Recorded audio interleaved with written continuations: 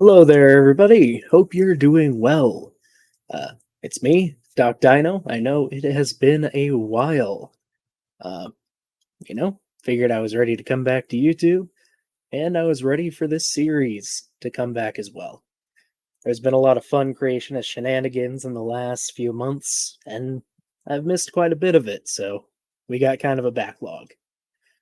With that said, for this first episode of Season 2 of Creation Science Theater, I figured we'd cover a topic that we've kind of talked about before, but hey, it's a new video from Answers in Genesis. I'm sure they've got something new to say. This is an open theater. So if you would like to join the show, feel free to just click the link in the in the live chat. It's pinned at the top there. Anyone is welcome, be you Christian, atheist, Muslim, any faith, any belief system, you're welcome. All I ask is don't be a jerk. And I'm already seeing some people in the chat. Hello, Al. Hello, Caden. Been a bit. Hope y'all are well. And, well, might as well pull up the video of the day while we wait for some guests to roll in and some more people to join the chat. So today's video comes from Answers in Genesis. Does this look like a dinosaur or... Whoop. Don't play just yet. But yeah, this old group who, again, we've covered before. For anyone who is somehow not aware, Answers in Genesis is a young earth creationist organization based here in the United States, headed by an Australian, Ken Ham, although he may have stepped down as CEO. Well, he started the organization. At any rate, they have a lot of bad arguments. Oh, sorry, I just found a... Yeah, that's a cactus spine in my jacket.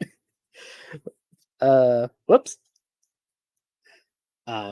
Anyway, they have some pretty bad arguments, and one topic that they just can't seem to give up is if birds are dinosaurs and if dinosaurs had feathers.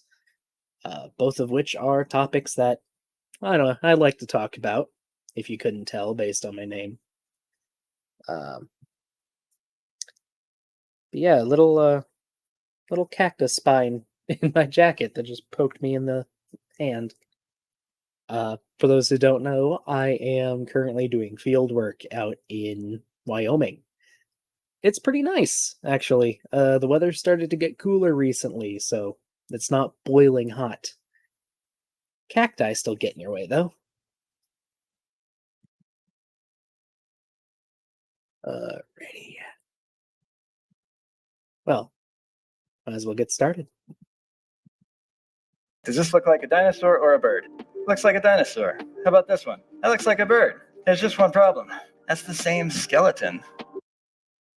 Okay, now they're going to get into this more later, but this is kind of an interesting topic when it comes to paleontology.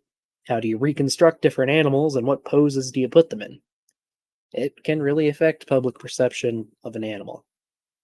That's true. Doesn't change what the bones are, though, or what the bones say about what the creature is. Same bones, just posed differently. Dinosaurs and birds are very different. We're going to talk about 7 ways. You know, that's actually a more good-looking T-Rex than you usually see with these creationist organizations. AIG in particular has been using a lot of really bad AI-generated dinosaurs lately. So, you know, it's good to see that they're more up to date, I guess. And hello, Kyle Pratt. Thank you. Yes, please, if you enjoy the show, please do like. And once again, everyone's welcome to join if you want. About 7 ways, 7 major differences between dinosaurs and birds today. Around 2 years ago, I was sitting on my couch. My wife was out of town, and I had just put the kids to bed, and there was a thud on the window of our back door. And I didn't really notice it, but my dogs did. We got 2 little dogs, and they ran over, And I looked outside, and there was a bird, a dove, who had flown into the window and killed itself. And so poor little dove was right there. So I did what any normal human being would do. I grabbed a plastic bag and scooped it up. And then I put together a makeshift dissection kit and put it on the table and started dissecting this dove. I mean, okay. Wouldn't say that's exactly a common activity, but can be an interesting project. One thing I will say is that wild birds, it's not uncommon for them to have parasites, and it's good to watch out for that. Some of them can be dangerous to humans or carry dangerous diseases, especially birds that are around humans very often, like pigeons, which I believe mourning doves are a type of. Um, and it is kind of sad. A lot of birds do die by flying into buildings and glass.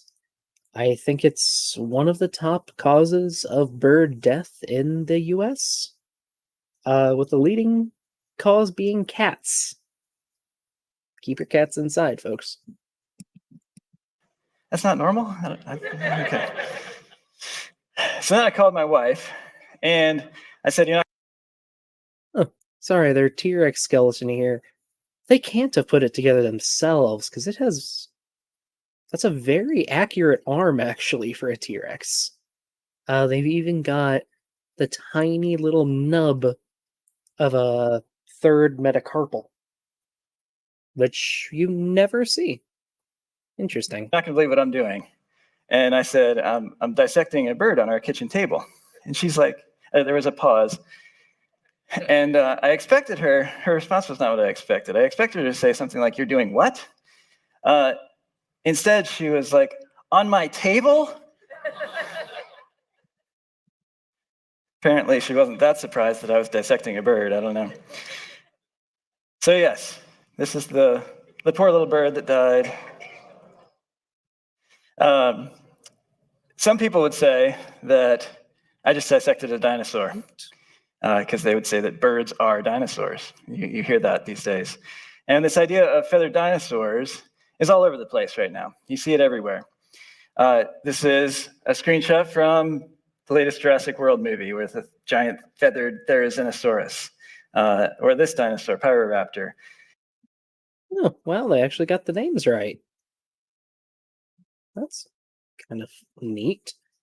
And fun fact, I actually know one of the paleontology consultants who worked on this movie and who is responsible for some of these dinosaurs having feathers, which I don't know. I really like seeing. Also, this Pyroraptor here, kind of interesting that they'd complain about this one having feathers, considering some of their later decisions. You can do a Google image search for feathered dinosaurs, and they'll come back with thousands of images. Now you can even ask AI to generate a feathered dinosaur for you, and it'll happily comply. This was a toy that someone I know found in a church's Sunday school classroom. It's actually a really pretty little Oviraptorosaur. Hello, Maya. Hope you're doing well. If you want, you're welcome to join the show today if you want. I know you have your show later, though that is for a few hours. But yeah, nice to see you. Now, I don't blame anybody. I'm sure somebody just picked up a bunch of dinosaur toys and they put it in the classroom, right? But this idea is showing up everywhere, and it's hard. As a Christian, it's important for us to know how do we handle this issue. It's not an issue. It's as simple as that. Like this is one of the things I really don't get with organizations like Answers in Genesis. Sometimes they really, really want to drag on particular issues that aren't an issue. If dinosaurs had feathers, then dinosaurs had feathers. All it does is make birds a little bit less special. Makes birds a kind of dinosaur even if you don't believe in evolution. It's not a problem. But they have to make it a problem and bury their head in the sand like an ostrich. Yeah, that's fair, Maya. Thumbnails can be a pain. Hope you have fun with it, though. So it's been a pleasure working with some great scientists and researchers on this here at Answers in Genesis. And the research we've done over the last several years turns over 100 years of evolutionary dogma. And it's just really exciting. Over 100 species of animals. We've reviewed hundreds and hundreds of books and scientific papers on this topic. So let's see where you guys are on this topic. Because some of you might be thinking, well, dinosaurs and birds, they look so different. I bet you I can tell the difference. So what do you think? Does this look like a dinosaur or a bird? Shout out your answer. Looks like a dinosaur. How about this one? That looks like a bird. There's just one problem. That's the same skeleton. And again, posing the bones can have an effect on how people perceive fossils. Not just with dinosaurs, happens with mammals all the time too. But it doesn't change what the bones are or what the bones say. Regardless of how you pose them, they're still going to be very bird-like and very recognizably dinosaur-like. I've actually gotten to handle a lot of dinosaur bones recently. A lot of very bird-like dinosaur bones. And it's weird. You can see the birdiness even in some of the larger dinosaurs you wouldn't expect, like sauropods. Their bones are, excuse me, their bones are really honeycombed and really lightweight, just like a bird's. It's kind of cool. Both of those drawings are based on the same skeleton. Same bones, just Right, and just guessing what this is. I mean, it's obviously a small dromaeosaur. It has that big old killing claw on the toe, big hands with large claws. I would guess Archaeopteryx, but the head doesn't feel right for an Archaeopteryx, so I'm not sure. posed differently. One pose makes it look like a dinosaur. The other pose makes it look like a bird. And the fossil evidence doesn't do much for us, doesn't help us very much with knowing how the animal was posed in life. It's hard to tell. That's not quite right. We can actually tell a lot about how animals stood based on the bones. I mean, honestly, just put the articular surfaces together where joints connect, and that'll give you most of the posing right away. It's not that hard. Now, granted, in the past, we got poses wrong quite a bit, but as our knowledge of anatomy has progressed, we've gotten more accurate. So, what criteria can we use? If all we have is the bones in many cases, what criteria can we use? How do we know the difference between a dinosaur and a bird? Well, you might have some ideas running through your head, so let's talk about what some of those might be. Here is a skeleton of Archaeopteryx. And you might see some things on this animal, and you might say, well, that doesn't look like a bird. Like there's claws? Look at those big claws. Do birds have claws on their wings? Actually, go to the grocery store, pick up a chicken wing. On that first digit there, most likely, most of the time, it'll have a little claw. Yeah, that's true. Chickens will have them. Ducks and geese, I'm pretty sure, have them. Ostriches and emus, which it's interesting that emus have claws, considering they actually don't have the muscles to move them anymore. Kinda interesting. Well, you say that's not really a claw, it's just kind of a little nub, right? Well, how about this picture? This is an ostrich. Yep. Look at the size of those claws. We just don't see them very much because they're usually covered with feathers. Turns out almost half of the families of birds have members with wing claws. Claws on the wings are just part of God's design for birds. Surprising. Well, you might say, well, what about fingers, right? Like that Archaeopteryx, it looks like it has 3 fingers. Dinosaurs have fingers, but birds don't really have fingers, do they? So again, look at this ostrich photo. Now, birds do have fingers. In most cases, they're very fused and reduced, but they are there. You can see, you can't see fingers. There's no skin wrapped around separate fingers, really. But if you look at the skeleton, you can see, oh, there's 3 digits there. Now they're fused. Um, we're not quite covering the bandits today, Peckery. Feral Peccaries. I'm sorry, not sure how to address you for short. Um, we're kind of covering the bandits' overcooked leftovers. For anyone who doesn't know, the bandits, or the band, are a group of paleontologists who, at the turn of the century, really fought against birds being dinosaurs. Um, they have since been pretty much entirely drowned out by just evidence. Uh, but they were a thing. And I think some of them still fight for birds not being dinosaurs, which I honestly don't get. Even in the most non birdy dinosaurs, you can see similarities.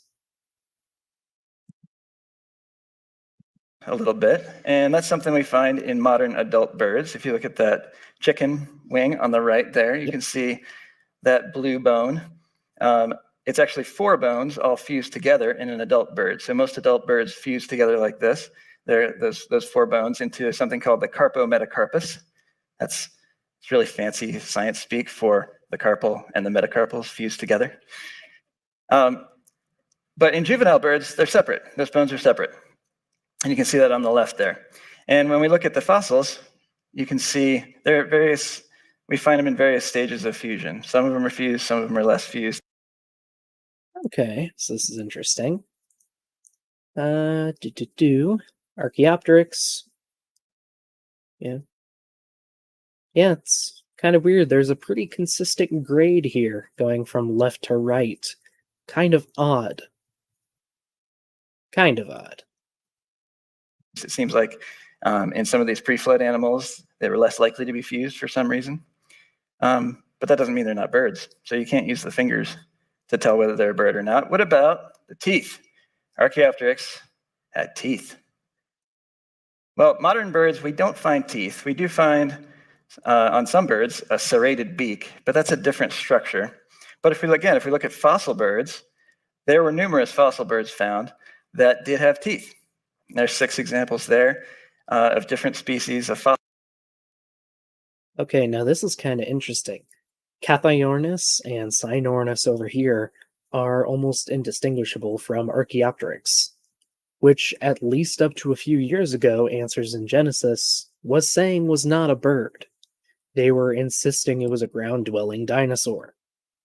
So, are they changing their minds? I thought God's word never changed. Fossil birds, clearly birds. Evolutionists even agree that these animals are birds, but they had teeth, teeth and beaks. So at this point, you might be ready to throw your wings up in the air and say, maybe birds are dinosaurs. Well, don't give up quite yet, okay? Dinosaurs and birds are very different. And we're going to talk about. Okay, here are all the ways in which these groups are almost identical or show a very smooth gradient with each other in a bunch of different features. But they're very different. They can't be part of the same group. Point to any feature that makes a bird, and I bet you that you can find it in T-Rex. It may not be as derived as it is in birds. It may not be as obvious as it is in birds, but you can find it in T-Rex. It has a wishbone. Called a furcula, it has a wishbone right in the middle of its chest.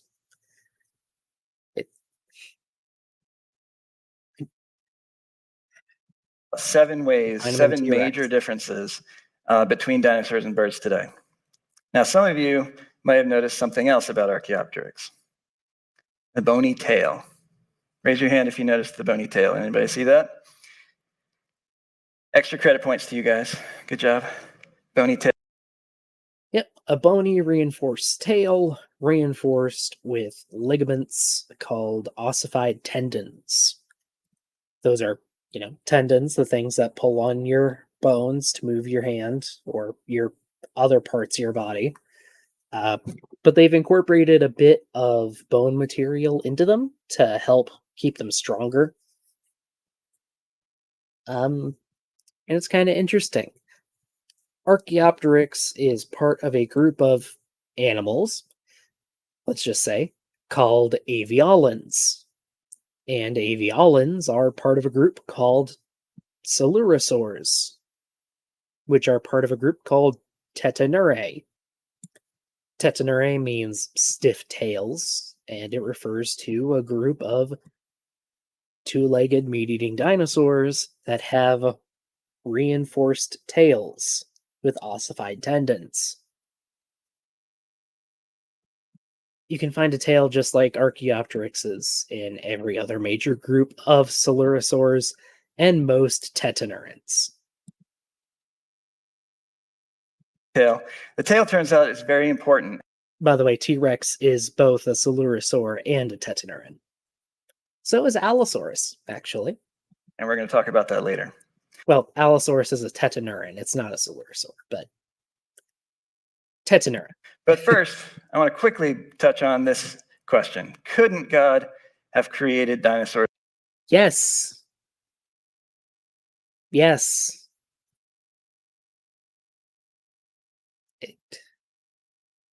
Again, God could have created dinosaurs with feathers. It would just make birds a little less special. With feathers. Could he have done that?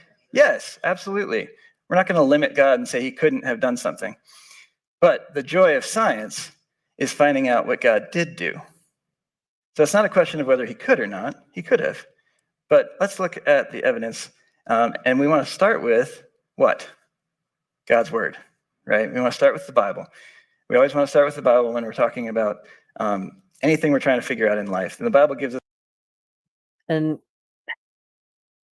that's not a great way to go about science. And I know I'm not the first person to say that. It's definitely not the first time I myself have said it. When you go into science, you want to leave as many of your biases at the door as you can. Anyone of any faith can be a scientist. Anyone. You don't have to start with the Bible. Just some clues. So what day of creation week were dinosaurs created on? Anybody know? Shout it out. Day 6. Very good. Genesis 1:25, God made the beasts of the earth according to their kind, and the livestock according to their kind, everything that creeps on the ground according to its kind, and God saw that it was good. How about birds? What day of the week did God create birds? 5. Very good. Genesis 1:21. So God created every winged bird according to its kind, and God saw that it was good. So this is just one of many ways you can tell from Scripture that God didn't use evolution, right? There's numerous ways. It doesn't have any bearing on what process God may have used to create birds or dinosaurs. It just doesn't. It's what the book says, but if what the book says doesn't align with evidence, then you shouldn't start with the book. Evolution takes millions of years. God created in 6 days. That makes it pretty obvious. God created things after its kind, right? Animals don't turn into other kinds of animals. But I think God has a sense of humor.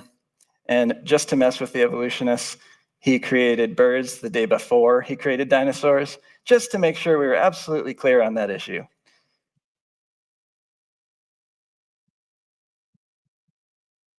Oh boy. So not only are you trying to enter science with bias, you're entering it with bias on your sleeve. That's not good, man. That's really not good. And yes, I am over 500 subs. We celebrated that a couple months ago before my hiatus. So Genesis 1:21 says, a winged bird. It can literally be translated flyers or flappers with wings. Yeah, I was gonna say, isn't another way that's commonly translated as just God created the flying things? And if so, what about all the ground dwelling birds? What day were penguins made? And it turns out the concept of the wing is pretty important. So let's do a little science. Sorry You guys about remember the scientific method? Let's start with a hypothesis. And then we are going to make some predictions based on that hypothesis. We're going to test those predictions, and then we'll come to a conclusion. So that's kind of the scientific method. So our hypothesis is going to be that God only created feathers on birds. Right? We'll see if that's true. We're going to test that. That's our hypothesis. Seems like a reasonable hypothesis. When we look at the world today, living animals, we see feathers on birds. We don't see feathers on reptiles. When we look at I mean, how do you define reptile? Because birds have been classed within reptilia since Linnaeus. It's pretty obvious. Also, pterosaurs. Genesis, we see that God created birds on a different day than he created land animals. So seems like a reasonable hypothesis. Well, let's talk about feathers. Feathers do come in different types and variations. But the key thing to remember about Oh, and really quick, we have gotten a few more viewers. So once again, if anyone wants to join the show, feel free to just click the link in the chat. Anyone is welcome. Especially, actually, if you agree with Answers in Genesis on this. Please do join us. I'd love to talk with people about dinosaurs and birds. The Bible's four-legged fowl. I don't think I've heard of that before. feathers is they're all branching structures. All right, you can see all the 6 different types there. They all have a main quill or rachis, and then they all have some type of barbs coming off of them. So that's an important thing to remember. They're always a feather is always a branching structure. Now we do find things called filaments on. Well, hey, at least they cited Wikipedia here. But yes, Sinosauropteryx. This is a beautiful fossil we have talked about before.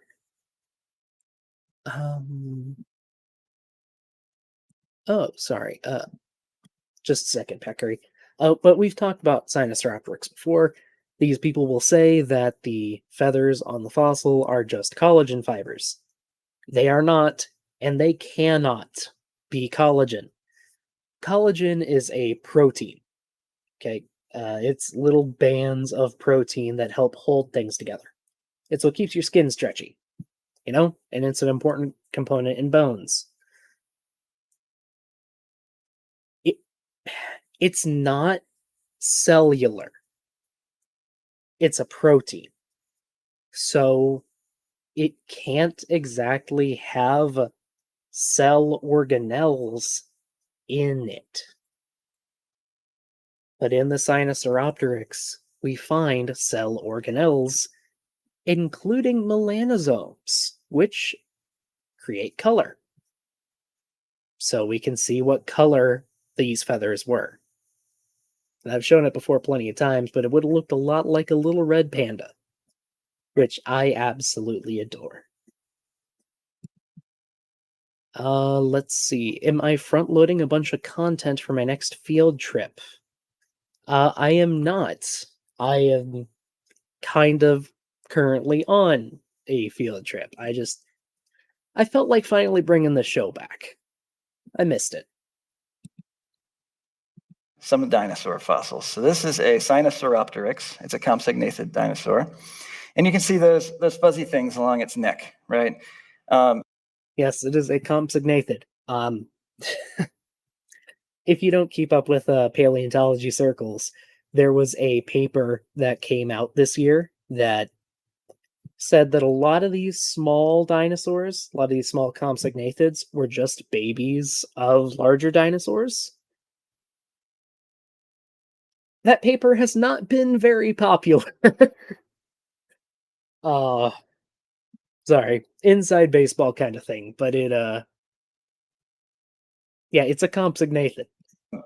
Those are called filaments, but they aren't branching structures. Most likely collagen fibers or something like that. We don't know for sure yet.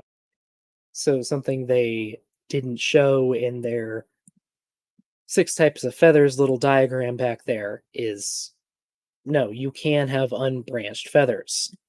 Uh, Even some modern birds have unbranched feathers. They will have just barbs or whisker like feathers, especially on the face. They're seen in modern birds, and they're seen in dinosaurs.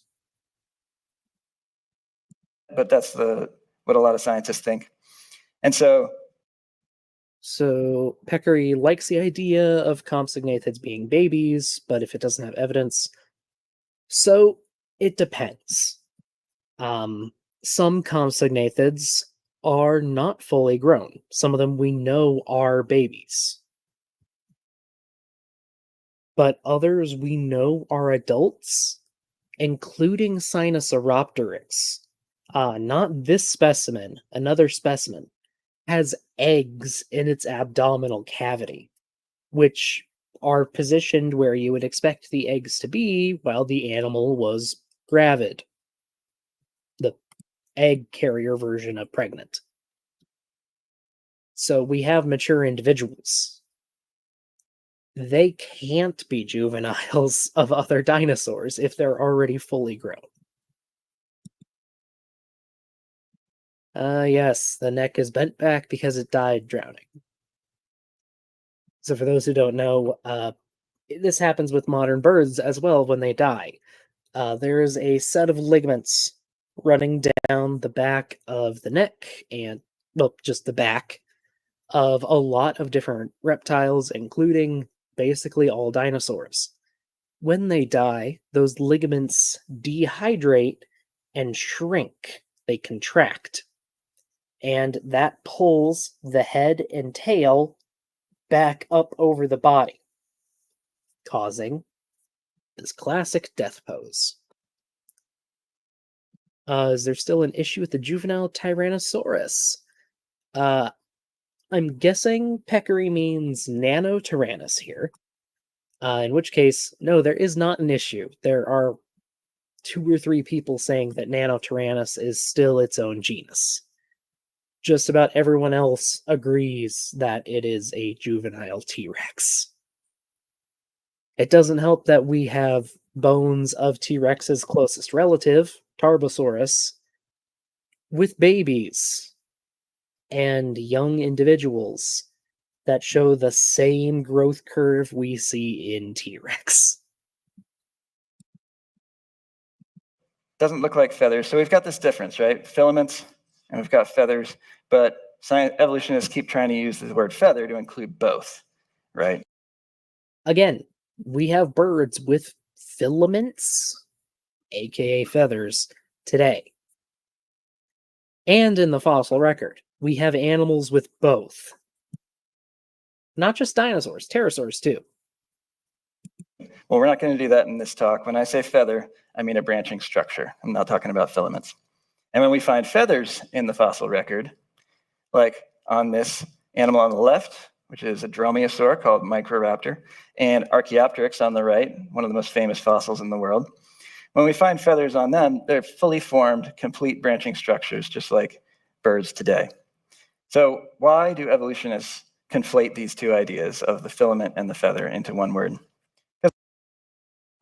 Okay, so they're showing the stages of feather evolution here. It's not this simple. Biology is really messy. And we do see intermediates between all of these types of feathers. So, sorry, I lost my train of thought. But we do see intermediates between all these types of feathers, and we see animals with all of these, actually. Not just one or two. We see them with all of the stages of feathers.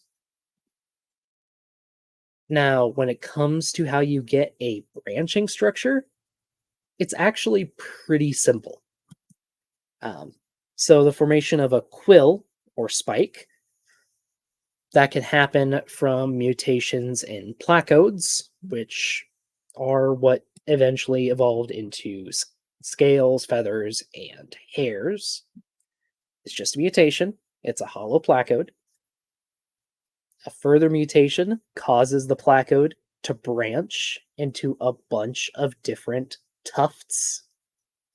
Another mutation causes more tufts off the side of the tufts, and then more tufts off of those. And every time it happens, the structure becomes more complex, and it becomes easier for the branches to interlock, producing a strong fabric. It's honestly pretty cool. And also, their little chart here isn't quite right. So we don't have direct feathers preserved, at least not yet, but we do have what are called osteological correlates, so structures on the bone that correlate to a structure on the skin or beneath the skin. We have those for feathers on the forearms of an allosauroid. So that should actually be moved back down here at the very least. And actually, I don't think I've shown this one before, so I will show it.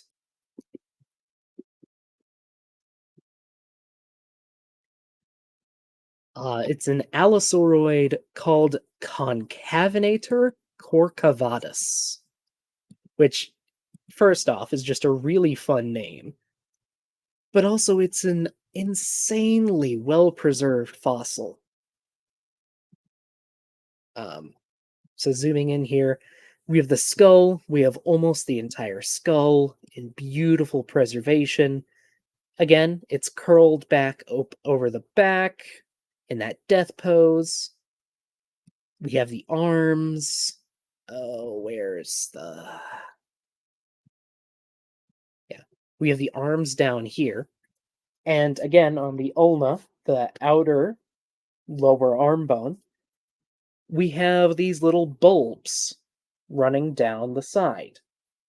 Those are a correlate for strong feathers, like really strong feather attachments, suggesting that it had an array of feathers on its arms that it probably would have used to show off to other dinosaurs. It also has a really weird shape to its back. Like it's a weird animal in general, but it's really cool. And we also have scale impressions from almost the entire body. It's an amazing fossil. And from Spain, actually. Yeah, it probably would have had quills like this in life. It's really cool. Because they're trying to tell a story, right? They're trying to tell a story of how feathers evolved. Feathers are the most complex integumentary structure in creation. They're amazing. They are complex relatively, but it's just a repetition of the same structure on itself. It's actually pretty simple. Very complex. And so they need to explain how feathers came from something else. So you can see stage 1 and 2 in this supposed feather evolution. Those are the filaments, right? And we do find those on some of these dinosaur families in the lower left there. And then stages 4 and 5, those are branching structures. They're feathers. They're just two different. Actually, let me double check this. Yeah, Compsognathus on this chart should have stage 2. Well, Compsognathids. I don't know why Compsognathus and Sinosauropteryx are separated. I think they even have the same art for both of them. That's just weird. Yeah, that's really weird.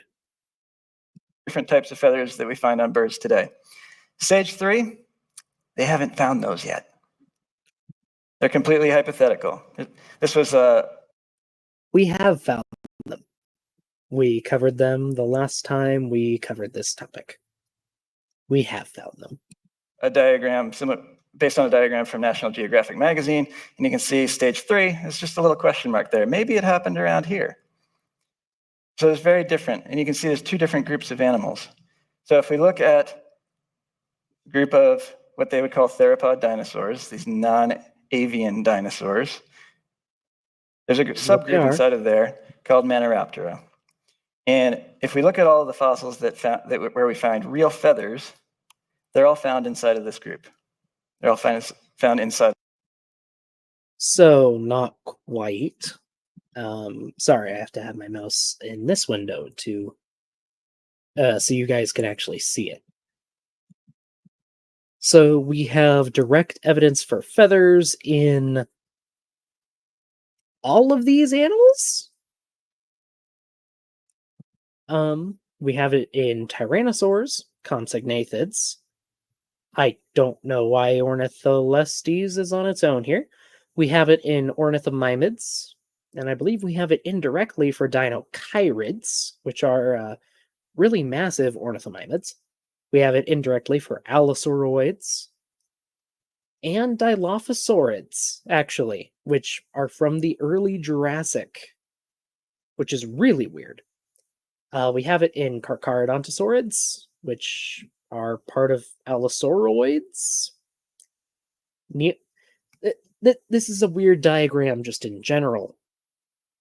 Like it's really weird, actually. Some of these can just be grouped into other groups, like Piatnitskysaurids. Pretty sure those are megalosauroids. And Proceratosaurids are tyrannosauroids. It's weird. And it's kind of sad that they're using Scott Hartman's skeletal reconstructions. For anyone who doesn't know him, he has done a lot of really amazing skeletal reconstructions and just a lot of really good art in general. If you've seen a dinosaur skeletal drawing, it's probably at least based on his work, if not his work. Of Maniraptora. And we do find filaments outside of that group, but just filaments. We don't find feathers outside of that group. Nope, we have tyrannosauroids with the tufted feathers. The stage 2 feathers, as they label them. So let's jump into the 7 dramatic differences between dinosaurs and birds. There's a lot of diagrams I'm going to show you in this talk, and they're also in this paper. So if you want to do a deep dive on this topic and the anatomy side of things, check out Answers Research Journal, my paper there.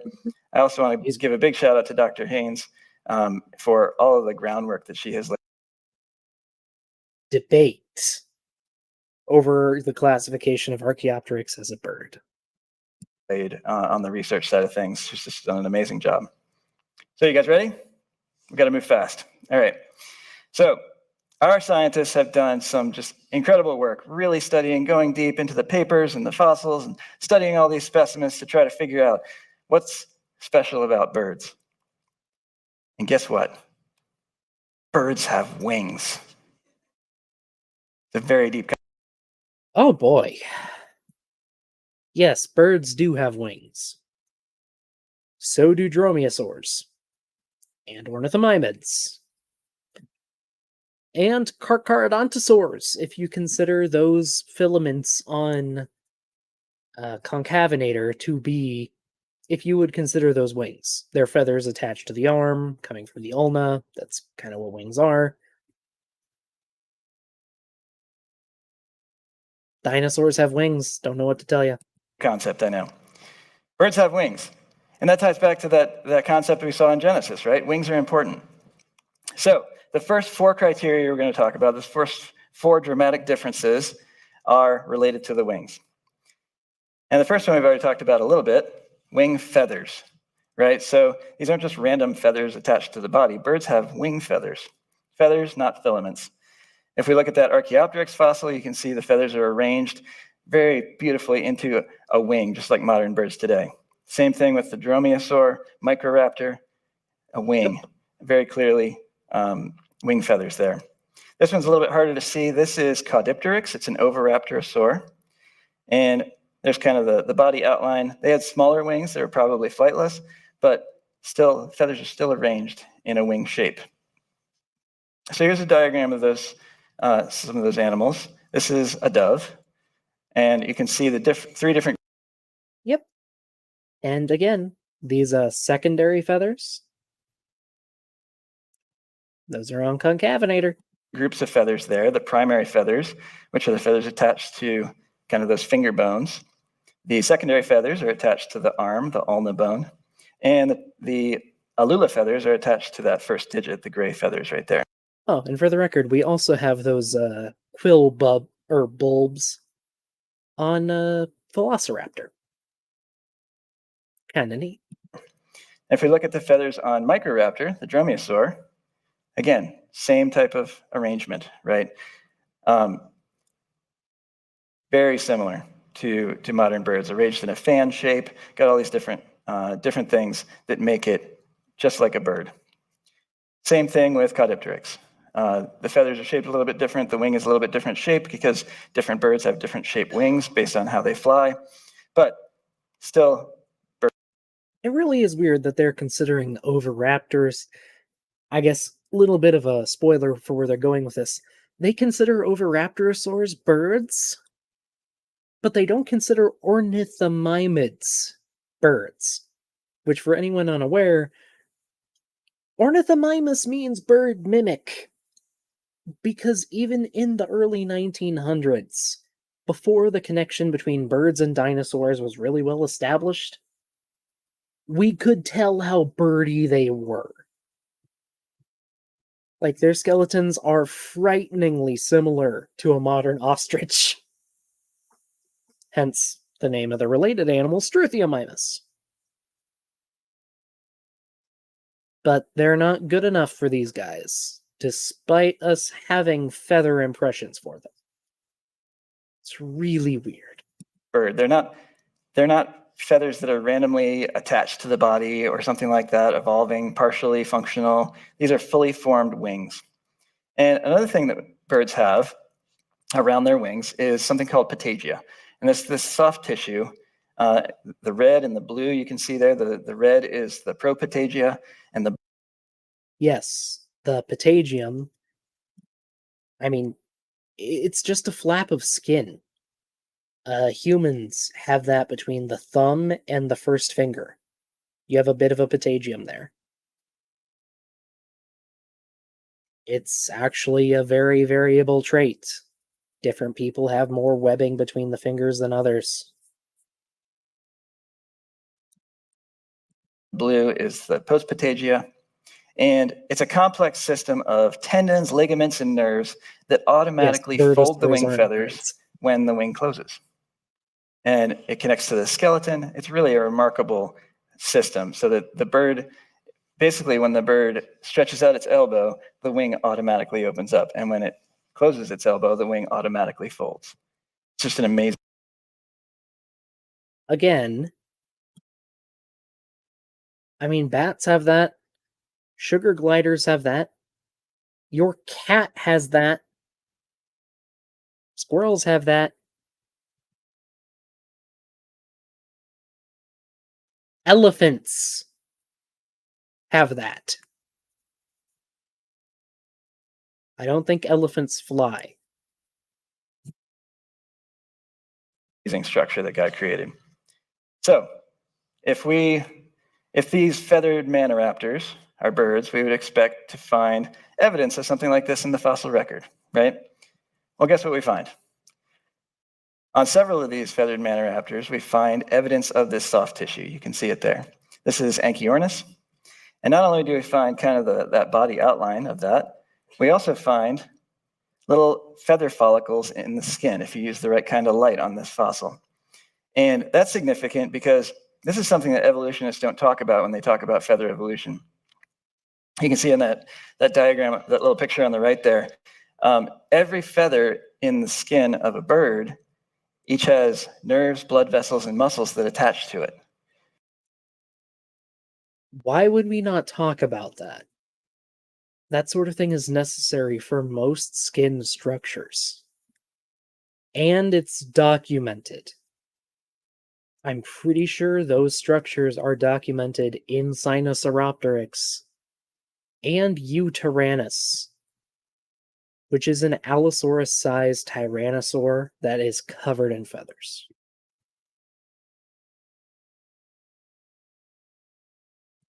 So there's a whole network system of the nervous system and the blood vessels and the muscles to control these feathers individually in some cases, and to be able to grow these feathers, to be able to release them, to be able to grow another one in its place. And it's a sensory system so that when a bird... Okay, he keeps going on and on about how complex it is and how crazy it is. Here, let me roll down my sleeve real quick.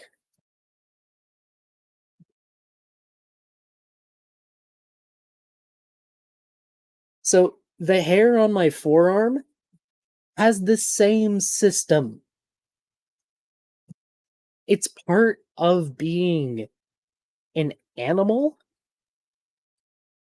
with features on the skin. Each of your hairs has its own blood supply. It has a nerve connection. It's anchored to the skin and comes out of a very well-designed follicle.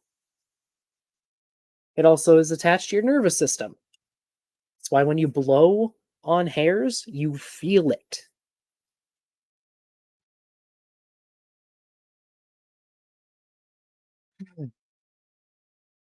It's like he keeps going on and on and on. It's just a feature of having things poking out of your skin. They have to grow somehow, and they're useful for sensory information. And heck, each of these hairs on your forearm has muscles attached to it. Goosebumps? You ever get goosebumps?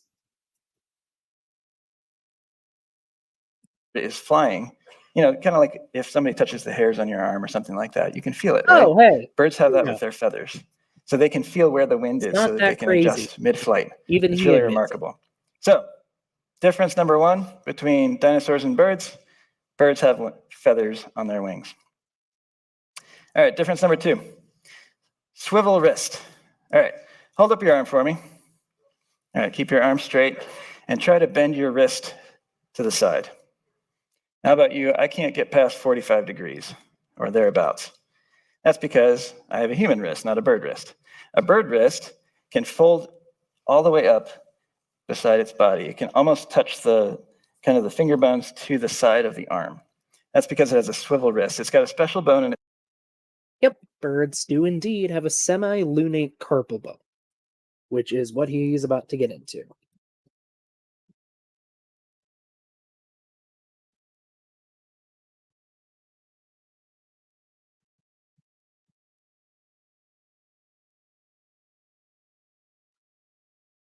Just a second. Oh, which one was it?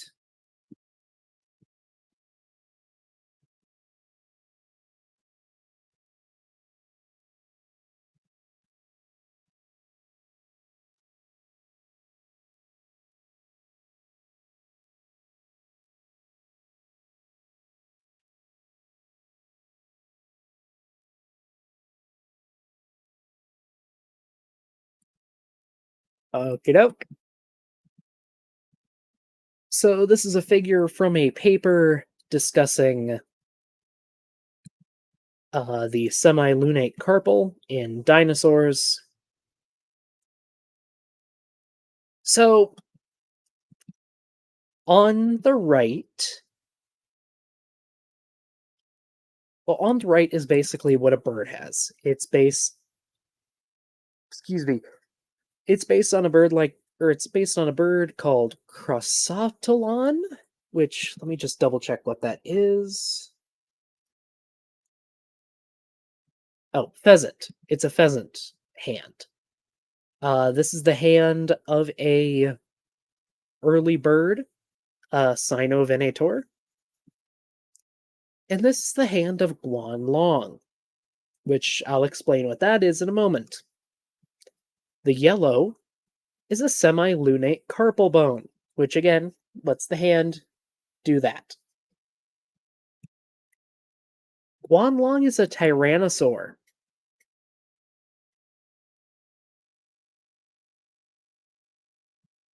I'll uh I'll just say that again. Guanlong here is a tyrannosaur, and it has that semi-lunate carpal.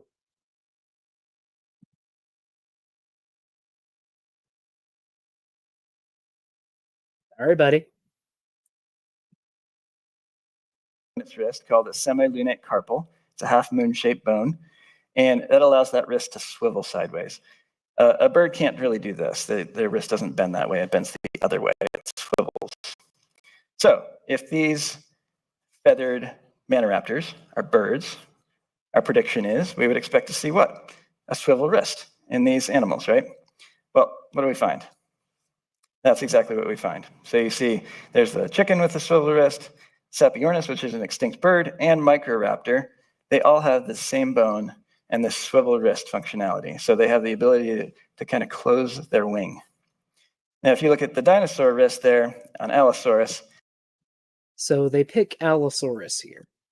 And Allosaurus, it's a dinosaur you would think of when you think a not bird, basically. And I mean, it is a dinosaur, granted. But if you were being honest, again, you could pick Guanlong, a dromaeosaur, like Utahraptor, a therizinosaur, like Therizinosaurus. They have these semi-lunate carpals, and they're about as non-bird-like as Allosaurus is. Allosaurus just has a fairly immobile wrist, because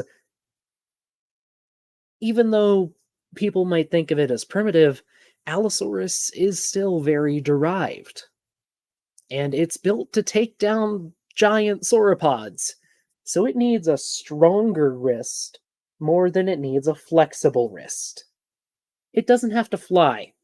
It has to grab onto an animal 6 times its own weight and try to bring it down. It's it's lovely dishonesty is what it is. It's very different. It doesn't bend that way.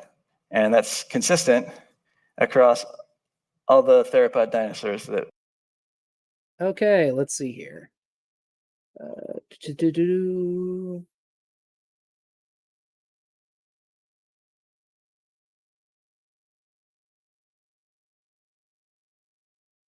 Yep, okay. All of these are fairly primitive theropods. You wouldn't expect them to have this very specialized feature. Go with a more derived tyrannosaur. Tyrannosaur or up on the phylogeny. You'll find it in all of those groups. That we see here that are not birds. And so you can see that bottom row, those are all different dinosaur wrists, and they function a little bit more like a human wrist. They have the ability to grasp, but all of these feathered manoraptorans have a swivel wrist. And this is a big problem for evolution, because somewhere along the way, this is a quote from an evolutionist, somewhere along the way from early dinosaurs to birds, wrists changed so much. Robin Meadows. Okay, so yes, the wrists did indeed change.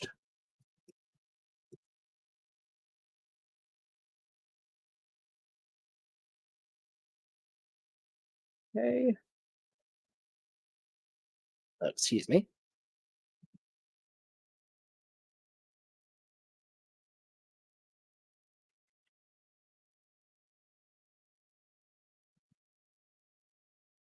So, trying to find the full text for this, but I think we might have a quote mine here.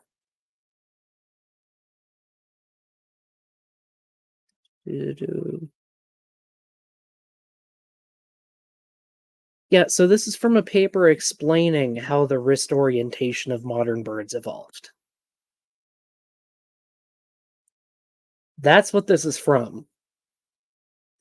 A paper on how the feature evolved.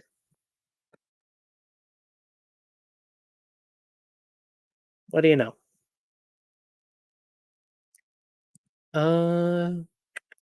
Are non-avian dino limbs more or less derived than the lineage of ancestral horses? I mean, that's kind of. I'm not sure how you would quantify that, to be honest. Um, Horses really just lose most of their toes, and then what remains fuses into the middle finger, and then that gets reinforced. With dinosaurs, they usually lose fingers. They lose digits 5 and 4, leaving them with just 3. And then some go a step further and just have 2. And it might be these two, depending on how that actually shakes out. They both lineages lose digits, I guess. Oh, I'll say, hey, Dom. For anyone who doesn't know him, Dino Dom here is one of the co-hosts on my second channel. Uh, the Boneheads. We talk about dinosaurs and stuff. So, if you like to hear about dinosaurs and other prehistoric animals, feel free to go check us out. And Dom, if you want to join the show, we're just talking about creationists lying about dinosaurs. So, I don't know if you want to talk about bird anatomy, feel free to come join. We're going over the semi-lunate carpal and how apparently Guanlong has one. So that's fun. Much that we could be excused for thinking birds don't even have them. Wrists went from straight to bent and hyperflexible, allowing birds to fold their wings neatly against their bodies when not flying. Underlying this change is a drop in the number of wrist bones from 9 to just 4. And again, this paper is going over the evolution of this trait in dinosaurs. Or in birds. Sorry, Dom. I will double. I should be good to join a call tonight. I will be on call starting at about 10 Eastern tonight. But until I get called in, I should be good to join.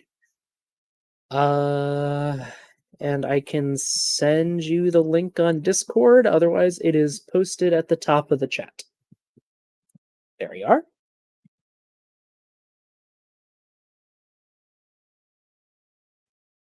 And I do not know the first 2 rules, Peccary. I do not, unfortunately.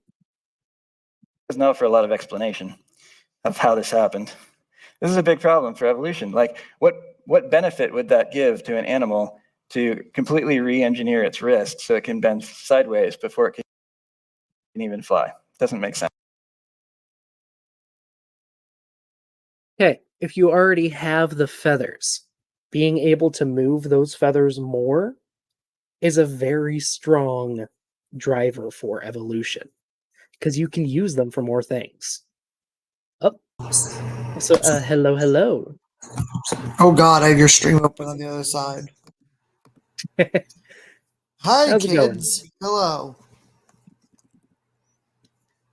You want to give a little introduction? I think this is the first. Well, no, it's the second time you've been on my channel. Yes, but this will be the first time that's allowed unless I say another thing that needs to remove a stream. Um, Please don't. I won't. I have nothing classified I can say. Hi everyone, I'm Dominic. I am currently unemployed, but I am a fossil preparator in training, and maybe hopefully I'm looking into something, possibly a zookeeper in training. That'd be So fun. yes, it would be. My local zoo is just annoying and says you need to be in college to intern there, which is annoying me greatly. But Yeah, that's a little weird. anyways, I also have a dog. Oh, hello. What's the dog's name? She's Mocha. She's Mocha Beans. She's a scaredy cat. Come here. But Well, yes, uh, let's see. How much experience do you have with young Earth creationists, dog? interacting with them zero, but know of them quite a bit. Do you know who Answers in Genesis are? I have not. No, I do. I do not search out people that aggravate me. That's fair. I find it fun. It can Answers in be. Genesis is it's a big young Earth creationist organization in the U.S. and they love to lie about dinosaurs. Yeah. Yeah. Ooh, a mod's in the chat. Interesting. Also, how dare I not be a mod in your chat? How dare you? I don't know. This is the second time you've ever shown up. Don't me. All right, let me pull up the freaking stream. Nyeh. Mm. Yes. There, there. Now you're Well, a I get moderator. your You can chat post open. links and stuff. Yay, All right. thank you. Um, Anyway, they're going on about the semi-lunate carpal bone, so that's fun. yeah, which is dumb. Actually, as I was opening your stream, he made a point that why would a creature turn its limbs into like that? I can make a really good example of a creature that does this. You know what do this often? Like What? lizards. They lose them completely multiple times. Yeah, they do. Like Quite a bit. nature this actually you hear this a lot of young earth creation is why would it do that? This is evolution is not, and this is a misconstrued thing that hell I think even we might have fell with when we were younger. Evolution isn't perfect and it's not trying to build the perfect thing. Evolution No. works if you can breed and procreate. That's the only baseline. If you can do that successfully, you can pass on your genes. It's why you get weird. Now, mind you, evolution's also not completely random. There are a lot of people that say evolution's random. It's not. Evolution is a bunch of random things put through a filter. And the filter is what's the easiest. That's it. It's what's the easiest to do. It's not what's the best. It's not what's that. It's if it was what's the best, we would never have examples of invasive species wouldn't be a thing because they would just almost neatly slot in because everything's balanced to each other. It's not. Really quick, I'm sorry, but I think Peccary just put it pretty well. Evolution has no goals, only holes. Correct. Actually, that's a really good way of In saying more that. ways Yes. than one. Yeah, it's actually perfect. All right. Well, I'm going to go ahead and hit play, and we'll see what he says next. He Yes. already just misquoted a paper about the evolution of the carpal. Yeah, I saw that. Um, In fact, it creates a very nonsensical creature. You've got an animal that has these, that's supposed Is that Microraptor? It's Archaeopteryx. It's an It's a, awful it's a rendering of very ugly Archaeopteryx. Archaeopteryx. I know where that. Wait, that's stolen paleo art too. I think I know where that's from. I think it's in a I'm book not somewhere. surprised. They But only that's- seem to cite their photos if it's from Wikipedia. that's an off. Is that Archaeopteryx? Actually, I need to check this. Continue. I need to check if that's on I think Wikipedia. it's Microraptor based on the tail, but I could Supposed be to be wrong. hunting It with doesn't have these four large wings. forelinbs that it's supposedly evolved. I never said it was good. But then it's got these big feathers coming off the fingers that Yeah. get in the way. And when it tries to grasp something, it can't actually grasp. It has to like pull. Sorry, what? So because they have these feathers, they can't grab things. So why would it evolve if they still have hands? They can still grab things. Because it's flying. Like, this argument, I guess, could work if you're showing off like an Alvarezsaur. Maybe if you don't, an Alvarezsaur is they are dumb and decide we don't need a hand, and they don't have a reason for that, or at least a reason that I can think of. But it isn't And like maybe they're this thing. anteaters. Whatever the bone in the back of your face says they don't have long tongues. Regardless, these things are flying. Do bats have grasping hands? I didn't think so. Pull its arms and swivel the wrist sideways. It doesn't make sense at all. Ugh, So number 2 Jesus major difference Christ. is swivel wrist. But there's 2 more for the wings. Number 3, stabilized shoulder. All right, we've been at this a while. This is the 4th session for some of you, and you might be getting. Yeah, I'm not sure what he means either.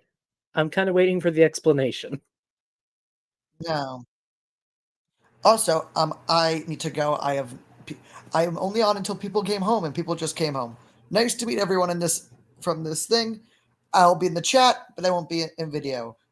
You heard me rant a bit about dumb creationists for a bit. Oh, and if you didn't hear me, I am good to call tonight. I am on call starting at 10 Eastern. That'll be fine because we're probably starting this at like 8:30. Yay! Alrighty. Yeah, I'll be here. Yeah. See you in 3 hours. See ya. Yeah. A little weary, so do me a favor and just shrug it off. Okay, shrug it and roll your shoulders back, roll them forward. All right, very good. You guys are awesome. All right, feel a little better. Take a deep breath. All right, what you just did, all that motion in your shoulder, you can do that because the only skeletal element, the only bone attaching your arm to the rest of your body is your collarbone. It's just this little bone right here. No.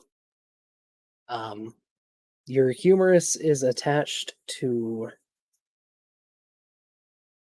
Wow, sorry, I forgot the scientific name, but it's attached to your collarbone. It's attached to your scapula, a big blade-like bone on the back, and I'm pretty sure it also touches... Okay, maybe it doesn't touch your ribs, but it touches a few bones up there. Is he just saying birds have immobile shoulders? Because that's just a dinosaur trait. And it can move around quite a bit. Birds can't shrug their shoulders. Did you know that? They can't shrug their shoulders at all. Their shoulders are locked into place. Also, birds never had... Well, I won't say they never had to climb, but they never climbed like apes climb. Humans did. Their rib cage and the rest of their body. They can move their neck a lot, but not their shoulders. Why is that? There's a really good reason for that. If you grew feathers on your arms and tried to fly like a bird, you would have a big problem. You'd most likely dislocate your shoulder and break your collarbone because your shoulder is not built for flight. Flapping is a big deal to a bird. And so they need a stabilized shoulder joint that can handle all of those forces of flapping. It's a very rigorous activity. And so that's what birds have. This is a goose skeleton, and you can see this is the shoulder. The black bone is the scapula.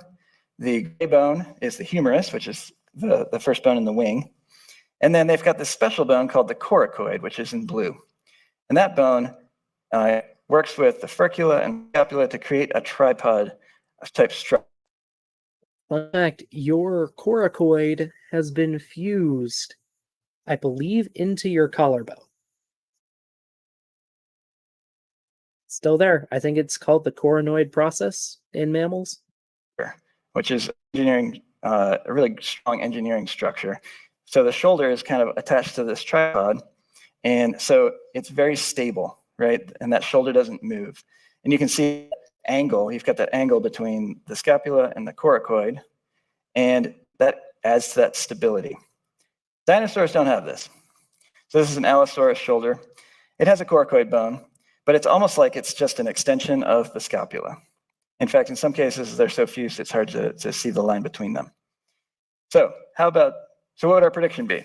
Our prediction would be that if these feathered Manoraptors are birds, we would expect to see a reinforced shoulder joint, like what birds have. All right. So, okay. So, in a lot of dinosaurs, yes, the scapula and the coracoid do fuse. They become a bone called the scapulocoracoid. It can actually be a good way to determine if your dinosaur is fully grown or not, because that usually, it usually fuses really late in development.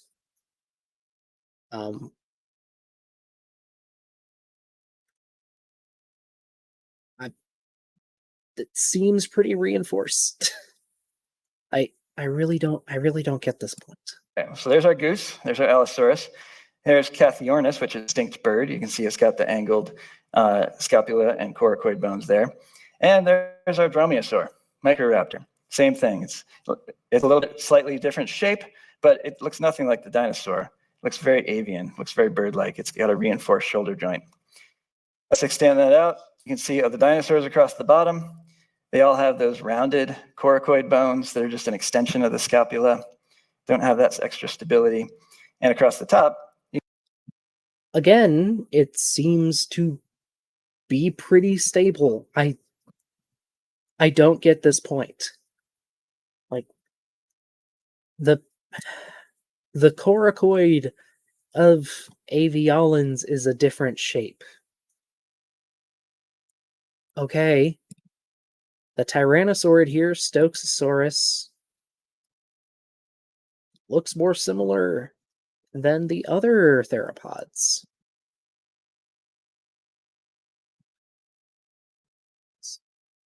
Let me look something up.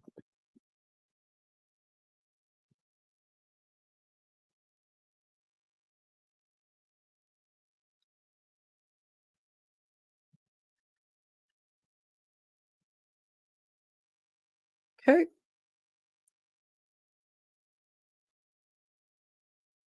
Yep. Looks like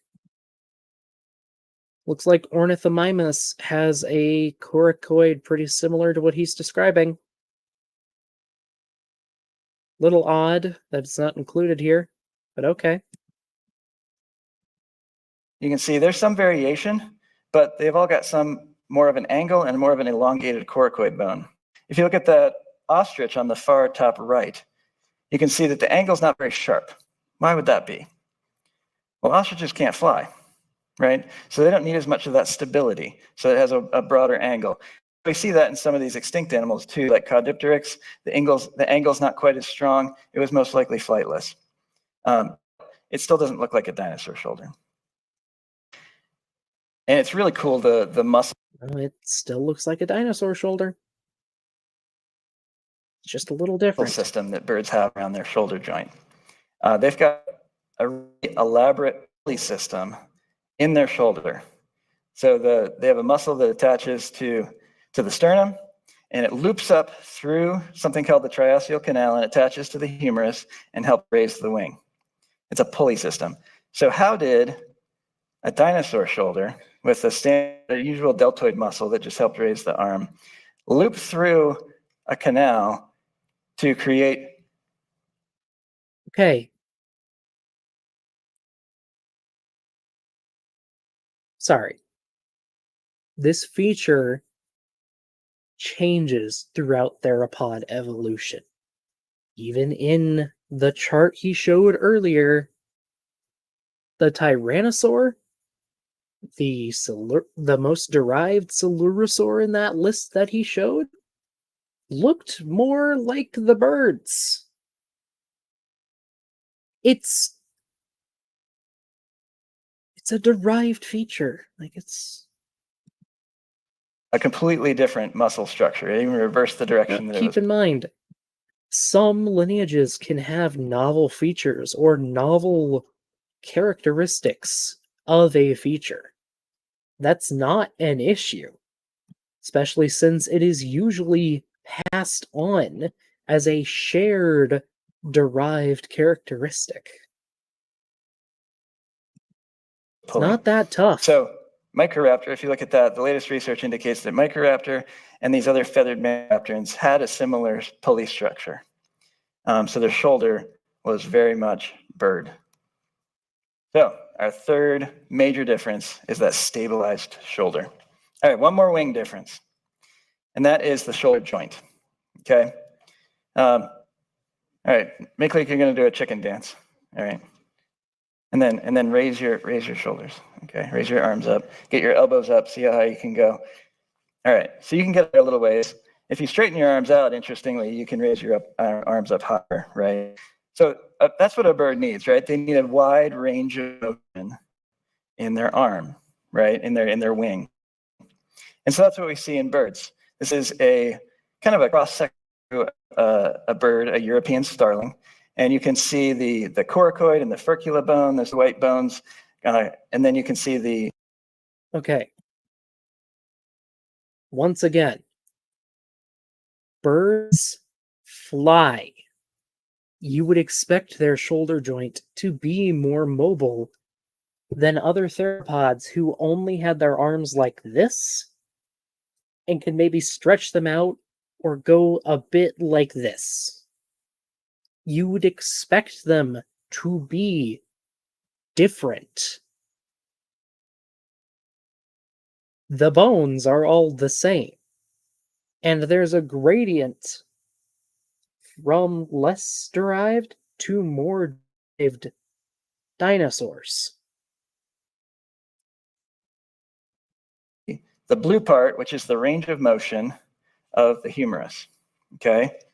And then there's that red with the little arrow. It's called a glenoid, lateral facing glenoid. And so that's just the fancy word for the socket that shoulder attaches into, right? And it needs that range of motion. So that glenoid, that socket that is in the shoulder, it's located high on the body and it's angled sideways so that they have a wide range of motion. Well, let's look at a dinosaur shoulder. This is our Allosaurus. You think? Again, Allosaurus didn't fly. When you fly, you want... How do I show this? You want your wing to be higher up on the body, because that way the weight of your body hangs beneath and helps stabilize you while flying. Bats do this too. Humans actually kind of do this too. Our shoulders attach, primates' shoulders in general attach much farther back and up so they can hang easier. Oh, and we have a Dom again. Hi. Yes. I'm crying over shoulders. Yeah, I don't know shoulders much, but whatever he's saying, it's probably wrong. So he keeps saying, he's harping on that bird shoulders are a little different from other theropod shoulders. Well, Any what's his idea why definition that of a might bird? be? Apparently, Well, maybe it's because they're flying, but it seems like anything from therizinosaurs and up. okay. Explain antiornithines then. Which have their entire arm backwards. What? It's... So I just finished explaining. When you fly, you want your shoulder to be higher up on the body so your body can hang below the wing while flying. That way you're If not you ever flying seen, all over the place. yeah, have you ever Allosaurus seen it? didn't fly. No, yeah, Allosaurus is an awful example of this, but like even in like oviraptorids, their arms are more higher positioned. If you like, you actually Because they had watch the wings to arms flap. slow. Exactly. As you get higher in the tree, you actually start to see their arms slowly moving up. It's very interesting.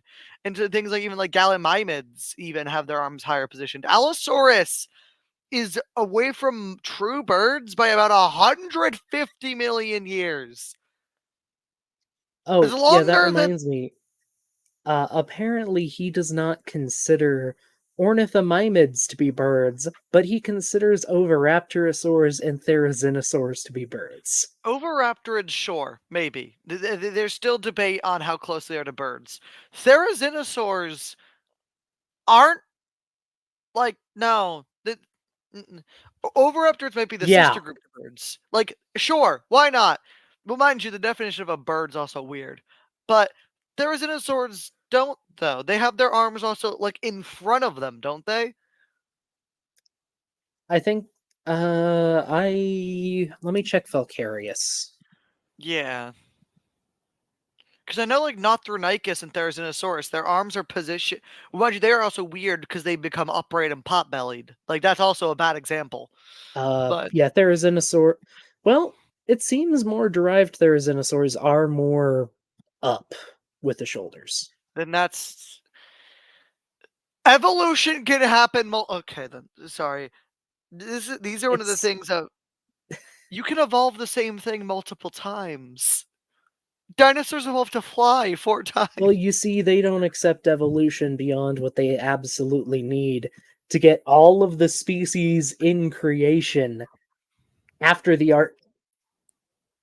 The arc isn't a bad. Okay, so I'm gonna go a bit of a rant because young Oh no. creationism isn't actually that. I think, in concept, is a cool idea.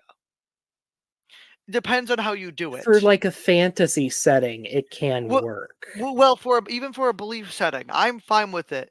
If you take into account, let me explain before you show your Okay, hand. I'll let you finish.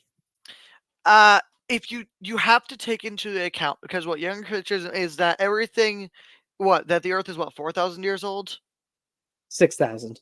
6,000. That's actually more longer than I thought.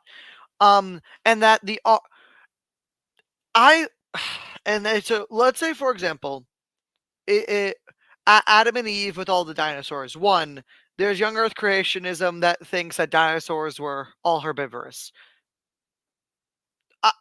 I'm of the opinion that that's dumb, even more so than other young Earth creationism. And I think that some young creationists don't believe that because if you look into a mouth of a T-Rex or Allosaurus, it kind of tells you for itself. Regardless, um, but it's a cool idea if you basically take it as the same idea of being a Christian and still believing in evolution. Maybe it's 6,000 years of recorded history. Everything before that, Dark Ages, Cataclysm, Satan rules the world, blah blah blah blah. Um, that I've talked to Christians who believe that it is 6,000 years is when Eden began, but before that there was still stuff. There are different kinds of young Earth creationists. Yes. These people believe that everything was created 6,000 years ago, then the Even fall happened, then the flood happened 4,000 years ago, that's and yeah. then basically all evolution occurred after that. The issue with that is that where you need a starting point, and other things come from. Like, let's say for example, they're right. Where do crocodiles come from? They were created But why? If because they were God, created. but no. But if God has a master plan for Eden, because this is some younger Christians, how at least I've been able to not talk them out of it, but made them question not question their beliefs is the wrong term, but shut them up is actually a good way, is why? Why? And Because God not wanted to. yeah, but not in the spiritual level. But why did God create a creature? I use crocodiles because it's the weird reptile. Because God wanted to. That Why is did their only explanation. boo hoo? Fuck you. That's not a reason. That's an excuse. Sorry, I'm getting I'm angry. aware.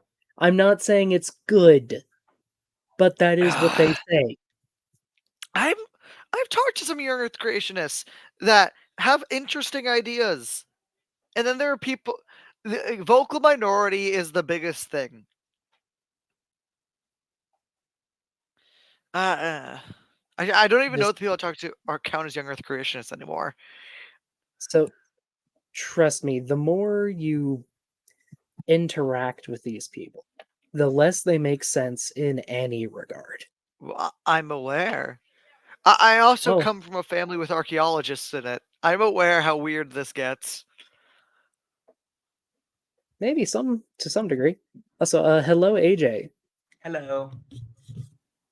How's it going? I'm good. I'm very interested to see you on webcam, Doc Dino. I didn't know that you were doing that. So I like the hat, by the way. Yeah. You can Thank you. blame It's my me field for hat. that. The other YouTube What'd you say? channel. You can blame the other YouTube channel for that. Oh, really? Yeah, Yeah, me being on camera. a lot more often. This is- Dominic, refresh my memory. What is your channel? Dominic, do you have a channel? yes, I have a channel with Doc. It's the Boneheads. You should go watch it. Okay.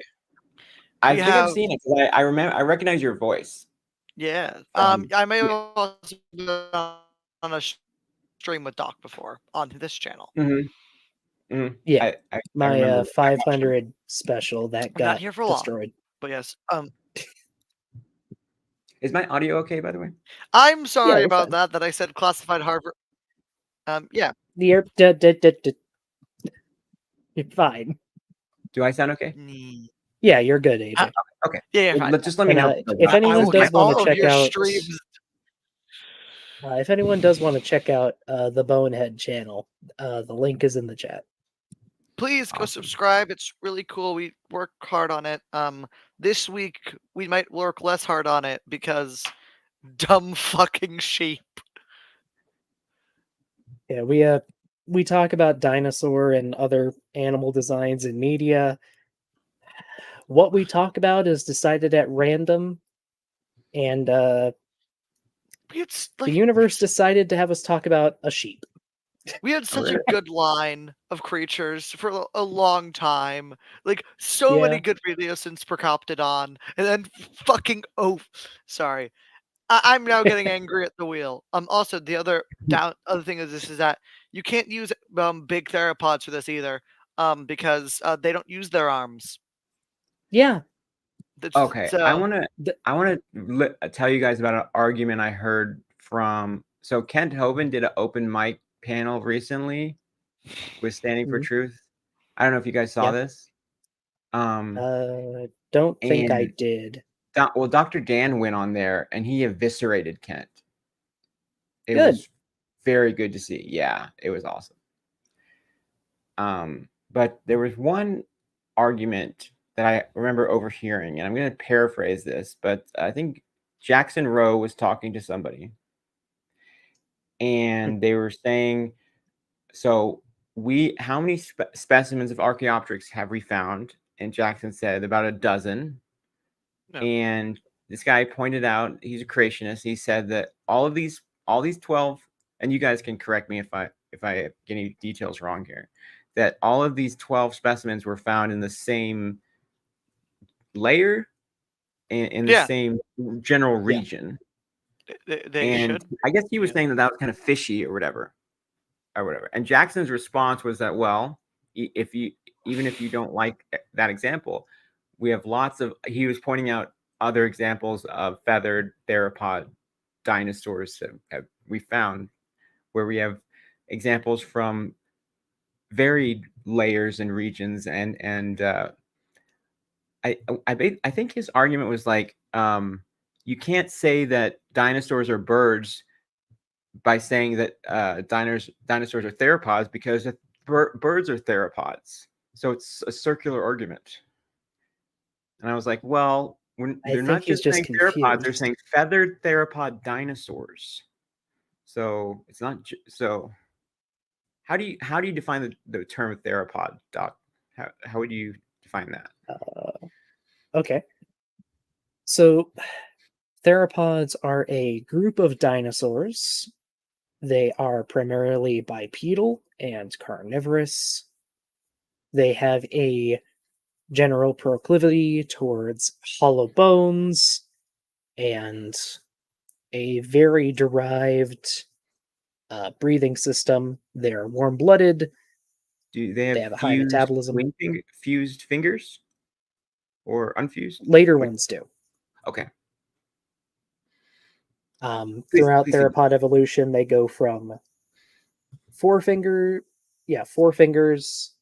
to three, and then the most derived ones only have two. Sorry, I was remembering which fingers they were. And then those ones, and in birds, sometimes the nub of the third fuse together into a single unit.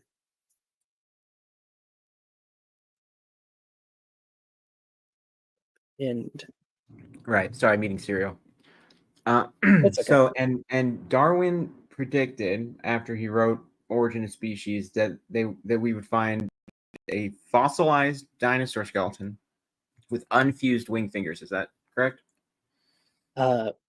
He predicted we would find a bird with unfused wing fingers with Right. teeth and a tail. Okay. And then 3 years later, they found the first Archaeopteryx specimen.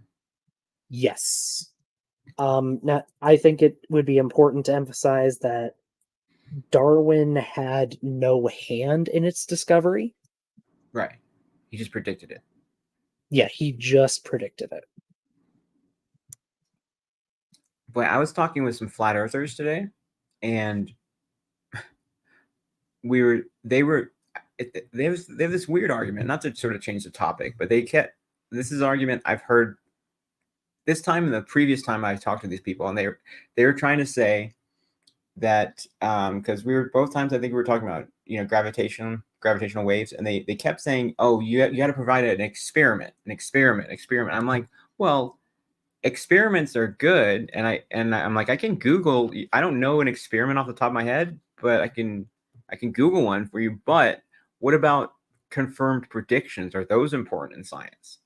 And they're like, no, experiments. But yeah, but I mean, you make the predictions before you do the experiment. Correct. That's how science works. Hi, I'm back. yeah, I was just saying that like when I was telling them, I was like, okay, if I predict this is going to happen, if I predict something's going to happen, and then 100 years later, even after I'm dead, that thing happens, I think that means my prediction was true. And they were like disagreeing with me, like, no, that's fallacious. That's like, how? It depends on what your prediction is, because Okay. yeah, Well, because what they if were you saying is that the person who makes the prediction has to be able to affect the outcome in some way. You have to be able to manipulate variables somehow. you can even when dead. So, Well, but I was saying, go ahead. Sorry.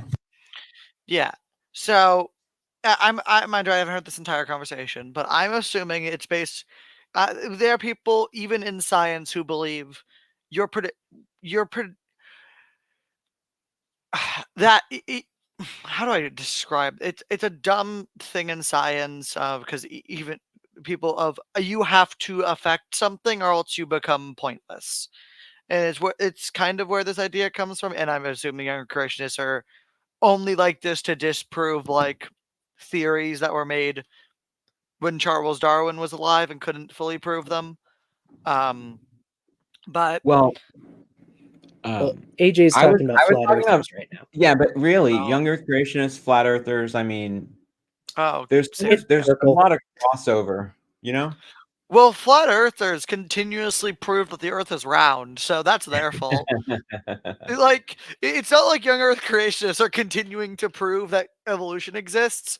We constantly get flat earthers who are like, yeah, no, the Earth is round. Like, this keeps happening. There was the Well, balloon experiment. There was the light experiment. yeah, that documentary where they did an experiment and like literally showed the Earth is round, and then the Yeah. guys Huh, reacting. That was that's so fun. interesting. Yeah, a great There's some quote. flat earthers, by the way, who do experiments like this and be like, "Oh wait, I'm wrong," and then they just and then just go out their day and they're like, "Oh, Yeah, I there's was still flat wrong." earthers. No, no, no. Yeah, I was wrong, but I'm gonna go make the same arguments tomorrow. Other Okay. no, there are people. I'm wrong, and I'm no longer a flat earther, and just go about. They don't say much. They do disappear, but yeah. The person who made the documentary with the flat earther, one of them was like, "Yeah, no, the Earth's round now." Who made that documentary? Yeah. Um, I just Hey, find it very really quick, rich. Dom. Oh, go ahead. I'm just looking at Wikipedia really quick. They say Anchiornis is a troodontid.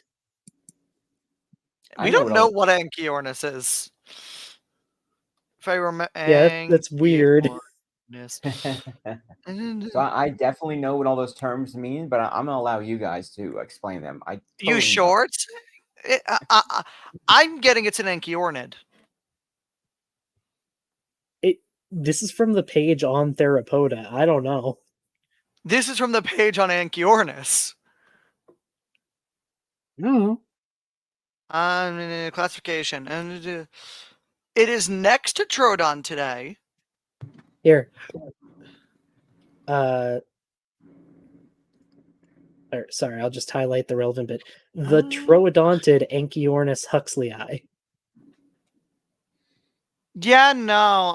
I'm assuming that's wrong or out So of date. that's a Then small animal. Right? That's a pretty small animal. 110 yeah, grams and 34 yeah, most centimeters. dinosaurs are 1 pretty foot. That's not light. very big. Yeah, it's one of the earliest known It's a bird, like a bird. bird, right? A small bird, Well, dinosaur. bird. Yeah. It depends on where you draw the line. I don't know. In my It's like opinion, so made a good point actually that if if dromaeosaurs are alive today, we'd probably just call everything with feathers that's small a bird. oh wow, Like, I could Oh step on yeah, that thing. yeah. So in yeah. my opinion, if it flies and has feathers and doesn't have teeth, it's a bird. Even Well, what then, about Archaeopteryx? Did Archaeopteryx is the Archaeopteryx start have? of birds, Did and it Archaeopteryx have doesn't teeth? have. Yes. Again, which doesn't the definition bird doesn't work. Most natural definitions besides mammal do not work. Is the term bird like the Reptile, term fish in that way? No, it's not that. It's not that bad, but it's on the way to being that bad. Okay. yeah, Like because the main thing is we just have such a smooth gradient between dinosaur and bird. and the other issue is that it seems birds. Where does red become yellow? Yeah, Well, Or I where like does red become orange? the other issue is that Anchiornis is let's say like because Anchiornis is a paravian, but it's not an avian. It's technically not. Yeah. Can you tell me what the distinction is between that para-avian and avian? Oh, Paravian well, is close to before bird. Dom does Avian Like is for that, the I just viewers, have I one thing. totally know, but can you say for the what listening But, audience? Because I totally know. Yeah. before you say that, Dom, really quick. Tyrannosaurine, Tyrannosaurid, Tyrannosauroid. I'm gonna kill you. Kill you. Shut up. It's 5 of them, by the way. It's Tyrannosaur, Reen, Tyrannosaurid, Tyrannosauroid, Tyrannosauridae, and then they're order No, wrong, and then Tyrannosaurid, Tyrannosaurus. Tyrannosauroid. Yes, yeah. Tyrannosauridae is a thing, which science is great. Anyways, Well, the Paravians. last time I saw somebody get that upset was when somebody said the word orangutan around Gutsick Gibbon instead of orangutan. Okay, so Paravians are, in my opinion, what we should actually classify as birds. Paravians are actually a better. a better determination of what birds actually are. Modern birds are Right. all avians, which are Mhm. avialae, which avialae is all modern birds. Their No, name means bird wing. alveoli are our lungs. See? No, I'm just kidding. Go ahead. Those Those are are all real alveoli. birds. This is a joke. I thought it was funny. That's fine. The issue with that, with avialae being birds, is then there's other issues because then you get into things like hesperornithines and antiornithines, which are birds, full stop. Except for the fact that they're not in avialae, which is birds. And then you have things like oviraptorosaurs, anchiornithines, archaeopterines, microraptorids, which actually, this is a perfect picture. All of those images besides two look like birds. Only one of them is bird. So it's a complicated web of relationships. Just got to remember that evolution is a series of nested hierarchies. So paravians Yeah. are speedy, small, except when they aren't, Feather. dinosaurs with tail fusion and a lot of feathers. Yes. If it has a lot of and- feathers, it's probably a parave, unless it's and- not. Yeah. Paravians also are all dinosaurs who fly. And I need to make that distinction because Except when they dinosaurs. don't. Well, yes, but the ones that do fly are Paravians. And That's true, at least. Is it true accurate to say para-avians are theropod dinosaurs that gave birth to birds or gave rise to birds, Javes? They're the ancestral group. Okay. I mean, Yeah, easy way to remember it Sparavia. is They're you the can near split birds. parave up. The issue with It's just a sec. It's a portmanteau of para and aves. So para meaning almost, aves meaning birds, almost Yeah. birds. I just thought of another. And then way you to remember- have aviale, which is just birds. Okay, I thought of another way to remember Modern this, birds. which would just be like, P for like prehistoric. Archaeopteryx That is an doesn't. avialan. Or am I Yeah, using that term Archaeopteryx incorrectly? avialan. It's Yeah. weird. It That's also just gets weirder when you get into the fact that most birds are weird and they do weird things. Yeah. Some bird. Yeah, so it's really funny actually. All Paravians love to do two things. They love to learn how to fly and then immediately become flightless. Yep.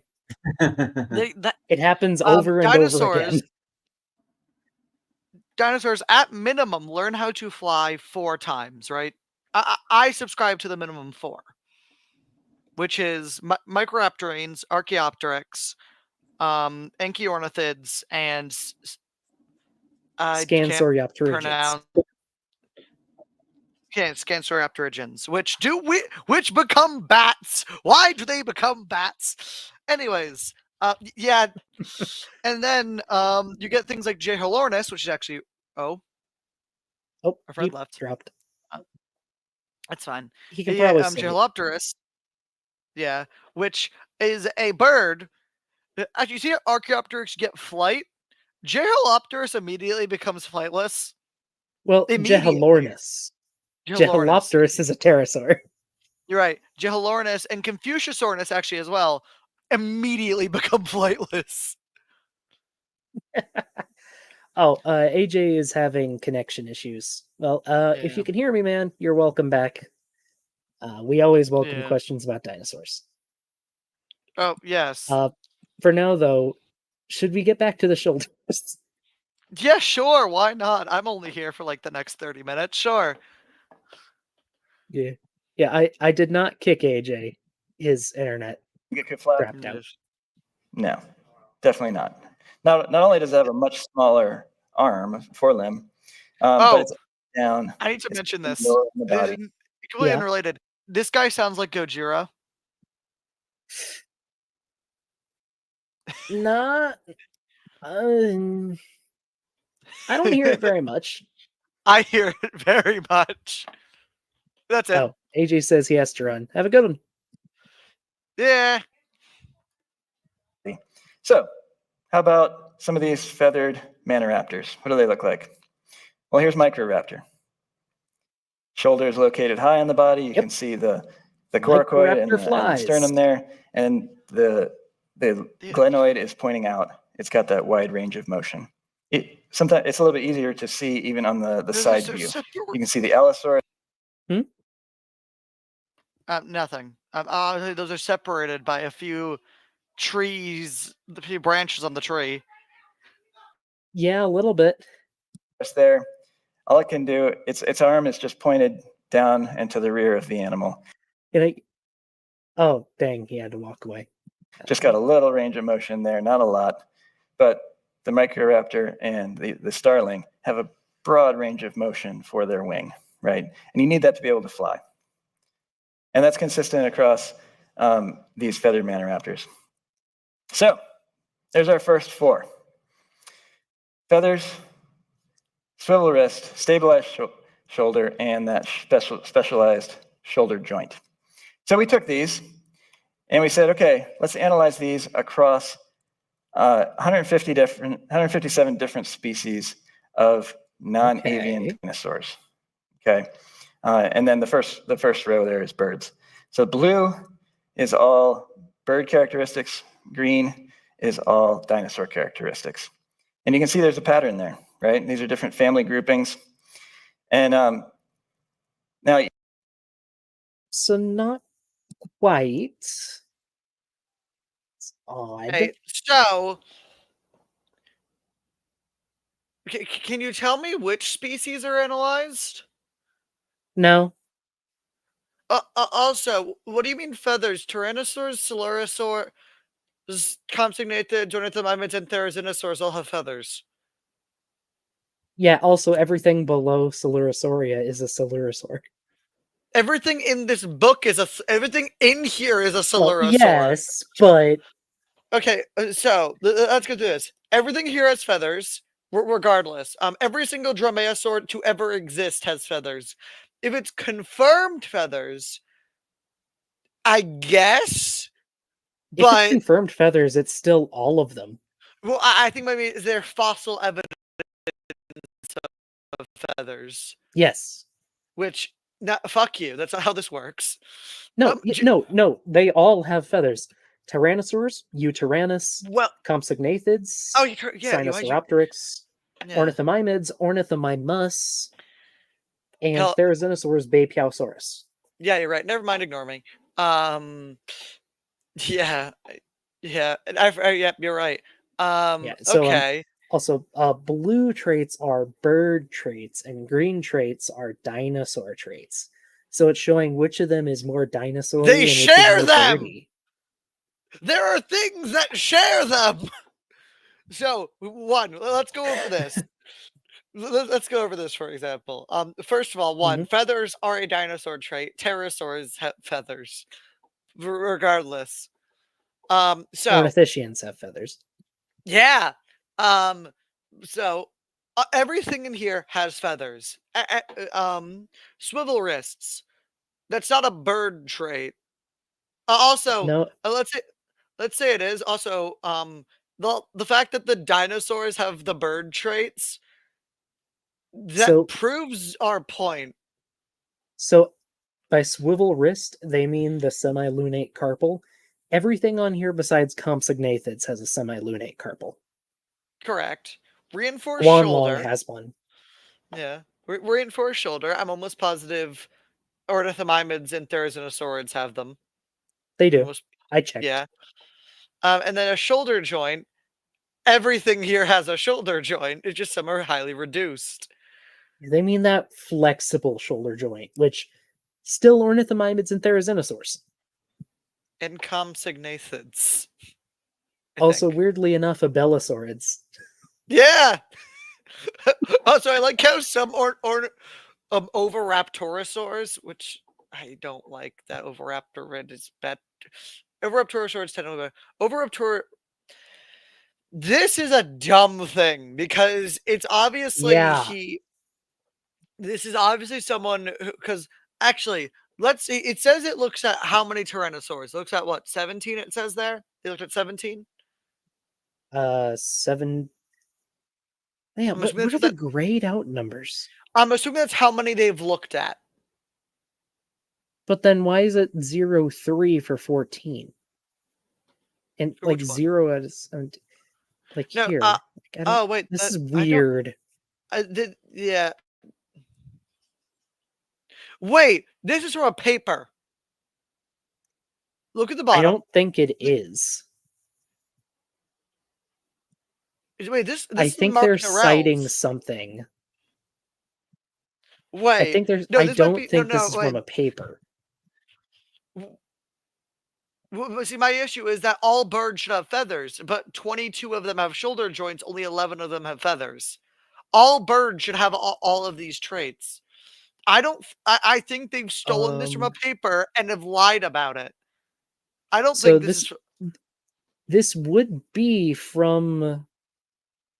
Yeah, it's The not Mark even Norell. properly cited. It's from Shri, looks like. It's yeah. Wait, is this the naming It's of also from Kuru? 2023. Is this the naming of No, Kuru? Napoli would be on here. That's correct. Yeah. The reason why I think it's Kuru is because this is the paper that cites for Kuru. That Kuru cites a bunch. I don't want to pay $10. Give it to me for free. Actually, does my Harvard email still work? I don't think it does. I might be able to get that, but I don't feel like logging into Harvard right now. Yeah, I'm going through the figures for the paper. I have a feeling this is no. 2 seconds. I have a feeling this is someone who no, it's not in read here. through this paper. No, and this is just a random Okay, citation. what does this mean? I don't. Okay, It's supposed to show what yeah, groups are 'cause- more birdy and which are more dinosaur-y. This isn't a cite. But- They're not citing what- this paper. Why is the no. citation here? Also, this graph makes no sense. Even if the Alvarezsaurs have feathers. Also, All what is of the them have zero feathers. Great... Well, yes, but like, why don't Skinsurf don't have swivel wrists because they fly in a different. This graph makes no sense in multiple different. No, it doesn't. Like, what is it testing? What are you What does this mean? Welcome to my world. This is why I hate these people. Also, Maya in the chat likes, fuck you, that's not how this works. Yeah! I will say, Dom uses a lot of colorful language over on our other channel. I'm from Rhode Island. I get it. I sailor's mouth. You might be looking at some of these, and you might see that the dromaeosaurs and the troodontans and the oviraptors, some of them are kind of big. That's not any of the things that you just said. Yeah, no. I mean, props for being a more up-to-date T-Rex than I'd expect from this organization. It looks like a recolored prehistoric. It looks like a prehistoric planet. Yeah, I think it's a ripoff of the prehistoric planet. Usually they rip off Jurassic Park, or this organization is bad for just using AI. And, like, really crappy AI. Also, if you want a big one, Gigantoraptor is right there. Like, it's not Or that Utah hard. Raptor. Well, It's not. No, like, you could prove your points in so many easier ways if you really wanted to lie. You're trying the hardest method that's not working. There's a reason why season 1 of this series has over 30 episodes. So easy to lie to people. Why are you making Yeah. Bad, Some Rexy. bad- Get back. Get back. goodbye? All right, stay still. Right there. It walks like a World of Warcraft character. It does, which I love. It walks like an arc creature. It has to go back and forth. And yet the risks are still wrong, even though the rest of it is actually pretty decent. Well, obviously. Wait, no, they're not ripping off Prehistoric Planet. What is this? This is a ripoff of the Sue model. Oh, it is. That's why it looks good. Okay. I wonder if the Sue model is open access. That might be why. I'm sure there are ripoffs of it. Also, I wonder if this is just general T-Rex or if this is a particular T-Rex. I don't recognize the skull. I wouldn't be able to tell off the top of my head.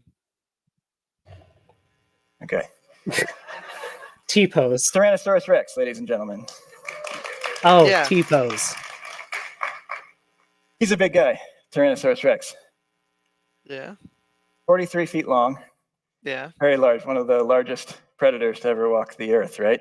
That's correct. Allosaurus, also pretty big. Ah! Oh, an AI Allo!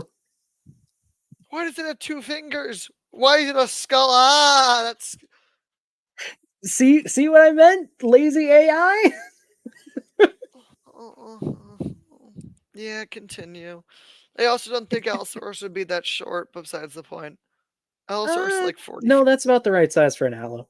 It is okay. Yeah, Allo has short legs. It's a Carnosaur. You're right, yeah. 32 feet long. So sometimes we think that Pretty big dinosaurs are big and birds are small, right? You Yeah. got a blue jay or a raven. That's a Hey, big why don't chicken. you use an ostrich? That's Some not a chickens big actually chicken. get that big. I think he's Yeah, getting they do. I bigger. own Ever been them. chased by a goose? That's not much fun. Ostrich, There you heaviest bird alive, 9 feet tall. So it's a really big bird. Use Titanus! And then we'll see. This is a marabou stork. They're really impressive when they fly. We have a couple of these at the Ark Encounter Zoo. You should check them out. 8.5 foot wingspan. Not the biggest flying bird, though.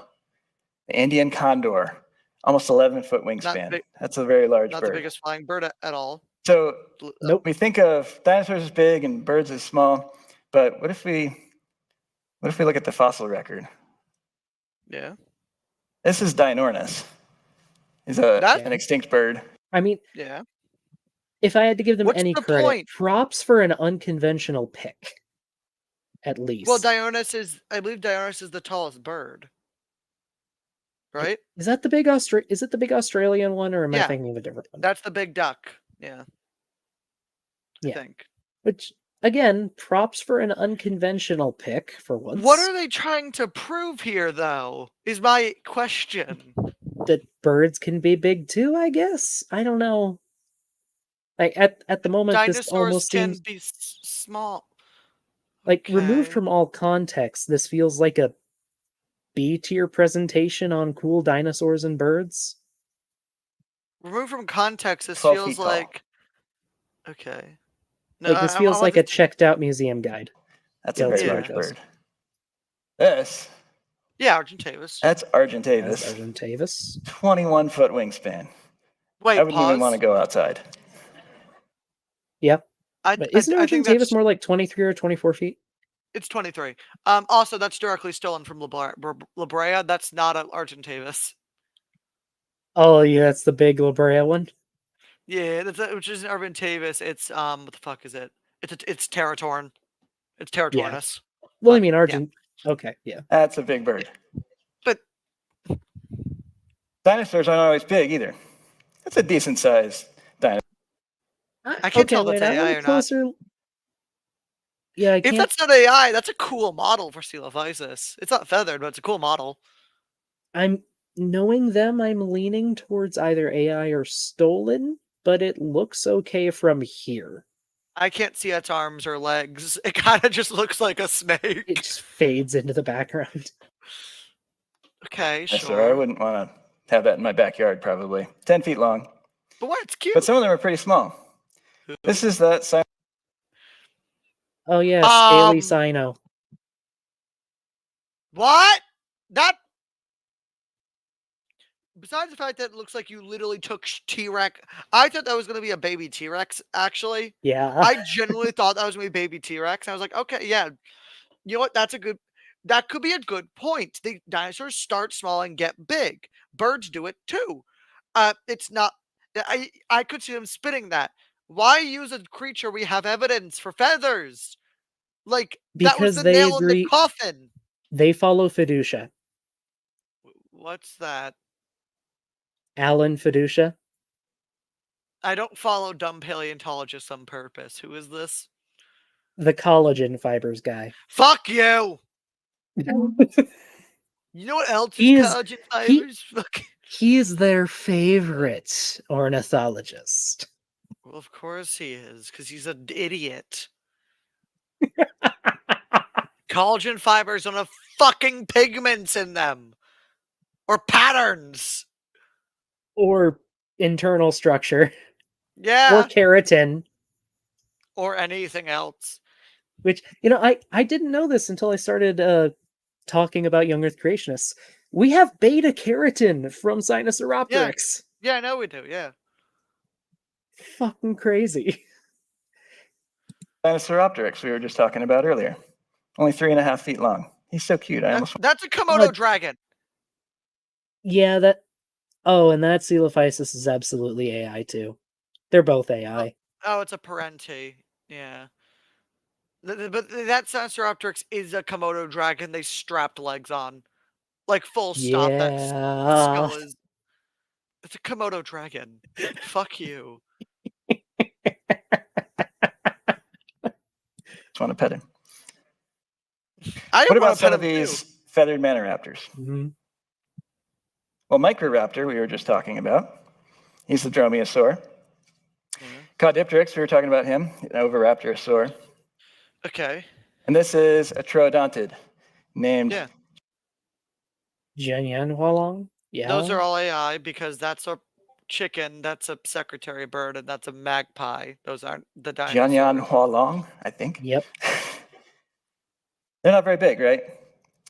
But you can't use size, as you can see, to tell the difference between birds and dinosaurs. We have to use other criteria because there's big dinosaurs a and small good dinosaurs. point. There's big birds.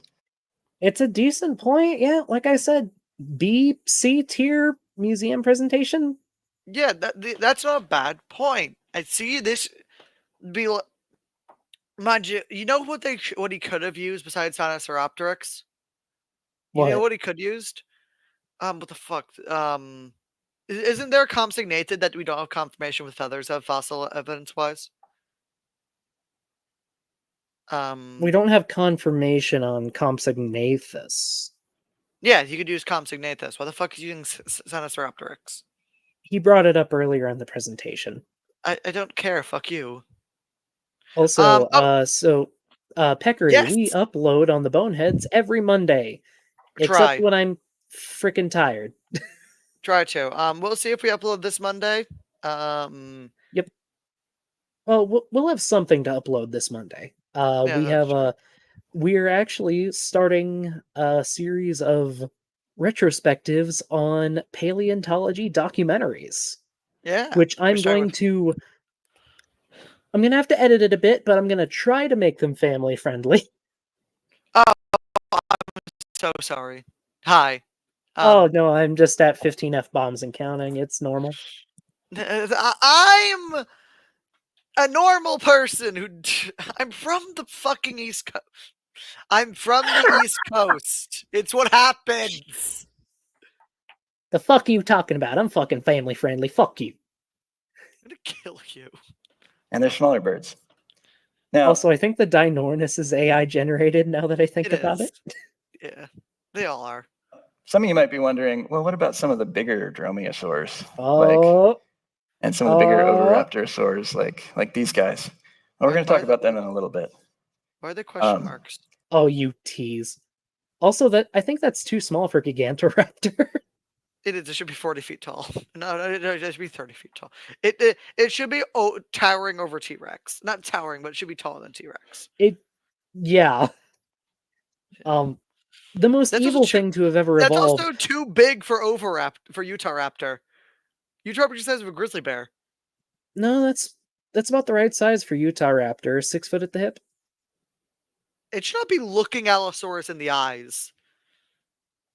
Well, it's leaning up. They have it posed like a bird. It's part of their whole thing. They're gonna insist it's a bird. I want to pose you like a bird. The side note, this almost looks like a ripoff of a Deinonychus art piece I know. Also, that Gigantoraptor is stolen directly from dinosaur from Planet Dinosaur. But besides the point. Oh wait, I see a trike. Are they Oh, gonna that's talk an about the AI quills? trike. Are they gonna talk about the No, quills? they wouldn't. Or are they gonna say they aren't real? All right. So now we're going to move on to the last 3 criteria. Some of you probably heard the phrase, if it walks like a duck and talks like a duck, then it's a duck, right? Yeah. And part of the reason for that phrase is because birds walk very differently from dinosaurs. They don't. And other bipeds. So this is a photo of a roadrunner. And have you ever looked at a bird and wondered why its knee bends backwards? It's not its knee. Well, that's not actually its knee. That's actually the ankle. The knee is up in the body, usually covered by feathers, kind of hidden. So roadrunner is a bad example of this. It kind of is, but also really, really quick. Also, have you ever held a chicken before? So sorry, Yeah. I'm talking about to him. I'm a chicken owner, by the way. Yes, 'cause they using an interrupt their example of a videos chicken a here. lot. Chickens. Yeah, chickens as chicks, you can see their knees. Like because I've owned about like 16, 18 chicks. I've given some away and such, but when chicks are babies, you can see their knees properly. They move like how a dinosaur moves. The only reason why birds look like they move the way they do is because their feathers are covering their knees. If they didn't have feathers on, you see this in some featherless chickens, which don't do that. That's awful. Poor chicken. Also, that's my last point before I have to go. They move like dinosaurs. It's just the feathers. I guarantee. Actually, if you saw like a raptor or something and it had feathers, it would walk like a bird because you wouldn't see the path of its leg. Kind of close, but also Gallimimus here. This is one of the ones they say aren't birds. Yeah, no, its leg just looks like a bird's. This is a dumb argument for dumb people. Yes, it is. This is their entire brand. You know, there are some times in which natural selection was just a snap of the finger. Just fixed all the issues. Oh, also Peccary is bringing up the plunger chickens. What? What's a plunger chicken? The plunger butt chickens. Do you not know about the plunger butt chickens? No, and I own designer chickens. What the hell are you talking about? I'm trying not to swear. Okay, I have to show you this before you go. So if you stick a plunger on the butt of a chicken and then have it walk, watch how it walks. Oh.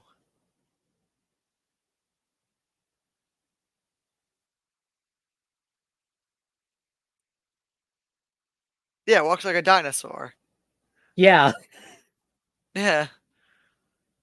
That's the plunger butt chicken. Wait, what's that Jagged Fang Sorry, I saw a Jagged Fang video. That's walking with dinosaurs. Which... Oh. What are That's you? neat. Jagged Fang Design's doing some neat stuff. Cool. I see. Jagged Fang is good. Ichthyosaurus. Anyways. If actually... what I need them because dinosaurs, sure, I need them to explain marine reptiles at some point. Because sure, whatever, dinosaurs aren't birds. Please explain why a lizard becomes a fish. Explain that to me. Why is it a fish vertebrae? Why does it happen multiple times? The fish vertebrae don't. That's a one-time thing. All right. Well, if you gotta go, thanks for dropping by. Yeah. So if you didn't know, yes. But yeah, so if you didn't know, I'm going to quickly say this. Ichthyosaurs are dumb and weird, and there's a meme. Convergent evolution happens. Dolphins and whales get similar to fish. Ichthyosaurs just become fish. Like, it's awful and dumb, and I hate it. And and that's what I'm going to leave you with. A cosmic horror creature that decides it should have 20 limbs. It should have 20 fingers. Goodbye. A pavement of arm bones. Right. And yeah, if you like our banter, folks, we do have a second channel where we upload more or less every week. All right, let's see if we can get this finished before the 3-hour mark. Birds are knee walkers. Their femur, the first bone in their leg, stays relatively stable, and the rest of their leg moves underneath it. That's why they look so funny when they walk. But dinosaurs, they walked more like people. They're hip walkers, right? The whole leg swings when they walk. Just watch a running ostrich. Their thigh moves. So what are some things that would help Or a us running chicken. discern if these feathered manoraptors walked like birds? Well, one thing is the tail. We mentioned the tail earlier. So it seems like 30 tail vertebrae or fewer is about the threshold for a short tail. And as we look at these animals, you can see Microraptor has 26, Archaeopteryx only has 22. But if you look at some of these dinosaurs, they're up above 40 in most cases. And they've got these big, long tails because they need a center of balance that's at the hip because their leg needs to move from the hip. And so they need a long tail to balance out their body. But birds, they have a center of balance further forward because they're walking from their knee, and their knee is further forward. So, question I'm sure you've all been wondering. So, for anyone who doesn't know, the reason the knee is more forward is because birds lost the tail. It's usually more forward to help them balance. And like we showed with the chicken video, if you put a little more weight on the back, they walk just like dinosaurs. Because they are dinosaurs. Wondering, can Archaeopteryx walk like a dinosaur? You can see that little tail that it's got. If Archaeopteryx tried to walk like a dinosaur, it wouldn't work. It's way off balance, right? And you'll sometimes see reconstructions of some of these feathered manoraptors that try to pose them like a dinosaur. And they make the tail look thicker than it actually was and things like that to try to make it look right, but it doesn't work. Now, some researchers are kind of thrown off by this because most modern birds have something called a pygostyle. And that's So an important thing to note here, again, animals are going to stand differently depending on if they're standing, walking, or running. When running, the dromaeosaur would look much more like a normal theropod. When standing, it might lean back a bit more. Birds do the same. it's a shorter tail with a set of fused bones on the end. And these extinct animals, these feathered manoraptors, they have something that's a little bit different from the pygostyle. But functionally, it's These stiffened tail vertebrae? That's a feature of Tetanurae, which you see in Allosaurus, Sinosauropteryx, and T-Rex. It's more extreme in Maniraptorans, but it's found in all of them. I've found the ossified tendons myself. very similar. And you can see the base of the tail is very flexible, but the end of the tail is stiff. And that adds to their flight ability. It's kind of a flight control that they can use. And the same thing with Microraptor here. It's got an unfused pygostyle, but there's still stiffening elements in it. The end of the tail is still stiff, as opposed to the dinosaurs, like the Salosaurus. If you were to show the ossified tendons, it'd look a lot more stiff.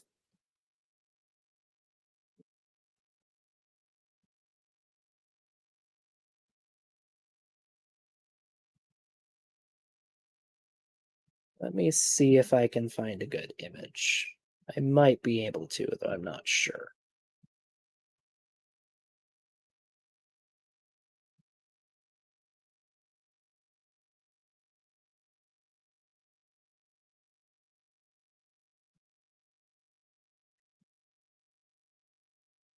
I will say, in a museum mount, you won't always see the ossified tendons, and that's just because there are a lot of little bones, and a lot of museums just don't want to go through the effort of putting all of those up.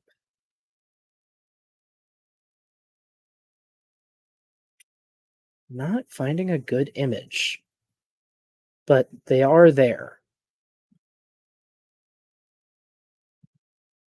It's unfortunate. It's got that big, thick tail that's flexible all the way down. And this is really important because It is not. It's actually quite stiff once you get past about here. it's a problem for evolution. If a dinosaur, even if it evolved wings somehow, magically, and tried to fly or tried to soar, it wouldn't work. It would fall out of the sky because its center of balance is too far backward. Yeah, they really love their bad AI art. The center of balance needs to be really far forward for flying to even work. It would spiral out. Also, for the record, a lot of the early flying dinosaurs would have had long tails with big tail feathers. We find them with the big tail feathers. That would help counterbalance the weight of the tail. Wouldn't even be able to glide. So, Archaeopteryx has a long tail with big tail feathers. Short tail. That's another major difference between dinosaurs and birds. So another thing is, again, that knee walking. And we'll illustrate that by looking at our Allosaurus, the skeleton here at the Creation Museum, Ebenezer. If you look at that tail, number one, it's really long, like we talked about. But another unique thing about it that we see in dinosaur tails is it's got a lot of large muscle attachments. Look at all those bony processes that go all the way down the length of the tail. That's because they don't go down the entire length of the tail. They go down a lot of the tail, but not all the way down. Because it's got, scientists think it had a large muscle called the caudofemoralis longus, and it needed to attach to that tail, and it used that muscle for walking because that femur has to move somehow, right? And so there's a muscle attachment on the femur called the fourth trochanter. That big old muscle attaches to the femur, and it pulls the leg back and propels the animal forward. So, now that is actually true. That's a feature found in basically all archosaurs. Well, maybe not pterosaurs, but sorry. Excuse me. But in most archosaurs, they have that. And the really cool thing is, when one leg pulls back, it pulls the tail along with it, which gives the other leg extra leverage for its next step. So it's a good way to save on energy, because the energy transfers to the next step, which each step transfers energy to the next one. It lets them move very efficiently. Primitive birds have the same deal, and you can see the caudofemoralis longus slowly shorten until it attaches to the hip. So there should be evidence of that muscle if it's a dinosaur. If it's a bird, we expect to not see evidence of that muscle. Well, what do evolutionists say about this? Here's a quote from an evolutionist. In advanced forms, many of the modifications toward an avian style of walking had already taken place. Many of the steps towards had taken place. I'm sorry, I'm kind of tired. They still use the caudofemoralis longus. All of these groups did. I've seen the muscle attachment site. Forms such as oviraptorosaurs, troodonts, or dromaeosaurs, many of the modifications toward an avian style of walking had already taken place. So they're saying. Also, and Tap, you're not entirely wrong. We do use different muscles. The gluteus maximus is a different muscle from the caudofemoralis longus. But the way the vertebrae are put together in mammals versus dinosaurs is very different. The muscles in mammals kind of just curl up the hip, whereas in in most reptiles, they extend farther backwards. Seems to be a consequence of mammals quickly. Jesus, oh, I'm sorry, folks. Seems to be a consequence of early mammals quickly losing the long, thick tails in exchange for smaller, thinner ones. Saying they're admitting that these animals, they already walked like birds, but they're not birds, they're dinosaurs. Look at They walk more like birds than other dinosaurs. That does not mean that they were birds. the language that they use there. Advanced forms, modified.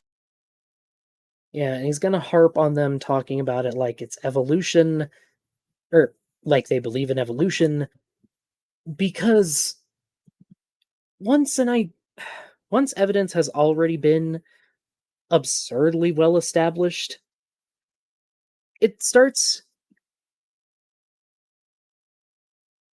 I'm sorry. It's less necessary to question it at every single opportunity. Now, with that said, let me see if I can find this really quick, because he's probably misrepresenting it.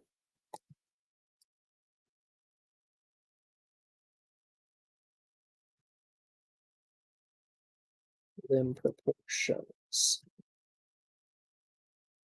Okay. Ba-ba-ba-ba-ba-ba-ba.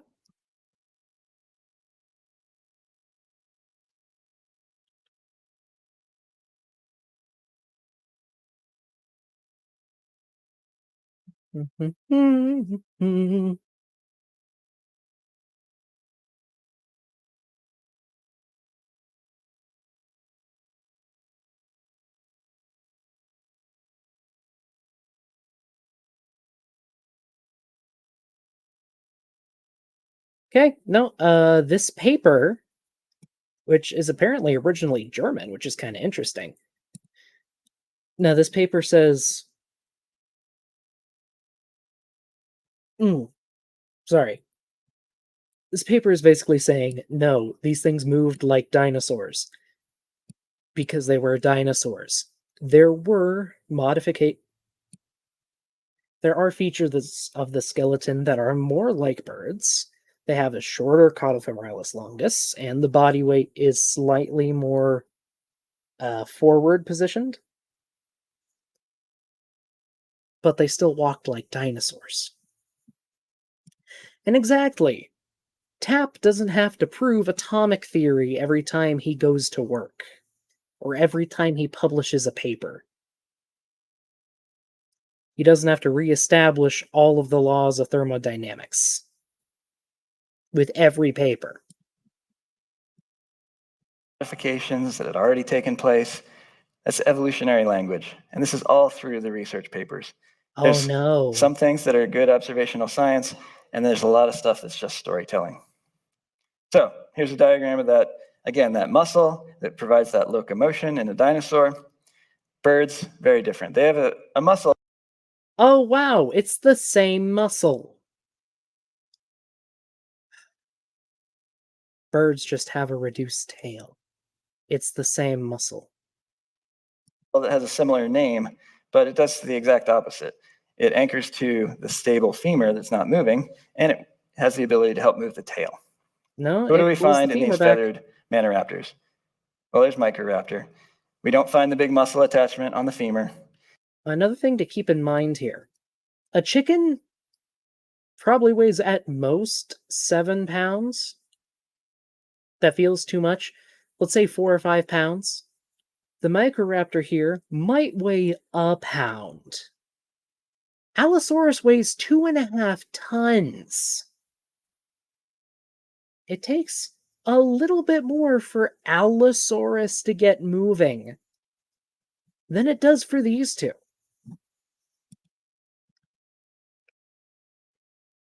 Let's look. Femur. We should have a femur from the largest Oviraptorosaur, which they've already said a bunch that they agree is or that they think is a bird. Let me see if we have the femur.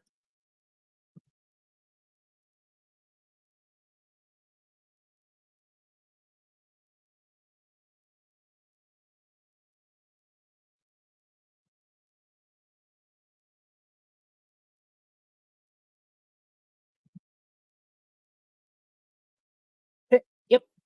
Here's Gigantoraptor. Actual size, by the way, it's absolutely terrifying. This is the femur right here, and this is the fourth trochanter. That's the muscle attachment point. He's saying birds don't have or is barely present. It's going to be more obvious in a larger animal because a larger animal needs larger muscles. He's comparing a 2.5-ton monster to a 5-pound chicken. Even if they are related, there's going to be differences.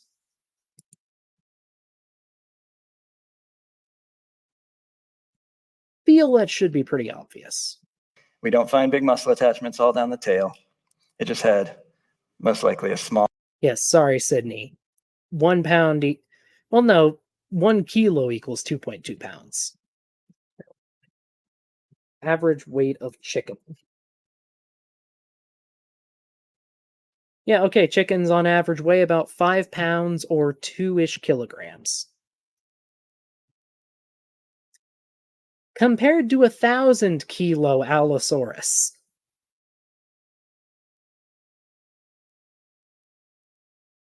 Slight difference.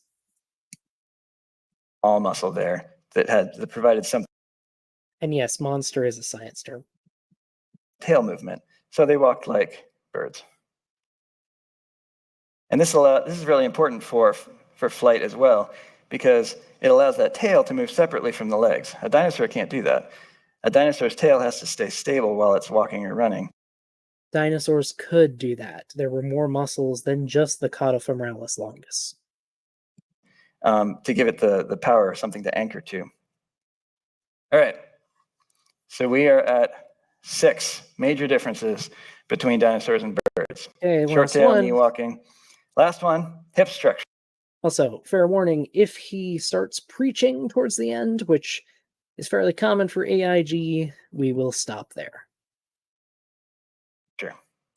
So birds have, you can see the blue bone there, they have a pubic bone that points backwards toward the rear of the animal. Dinosaurs have, in that green bone there, a pubic bone that points forward. And if we look at these feathered maniraptors, we see that as we get closer to birds, the pubis starts pointing more backwards. It's a gradient. It's not either or. we expect to find pubic bones that point backwards. Now this one's a little bit hard to tell. In some reconstructions, there's room for interpretation as far as what the exact angle was. And so some of these there's debates about, oh, what was the exact angle and how far was it pointing backwards or was it vertical? But overall, it's pretty consistent. No, it's really not that hard to tell. The bones of the hip in dinosaurs, first off, it's 3 bones. Second, they're almost always fused, or if they aren't fully fused, like if you have a juvenile animal, they still fit together like a jigsaw puzzle, so you can get the angles really accurate.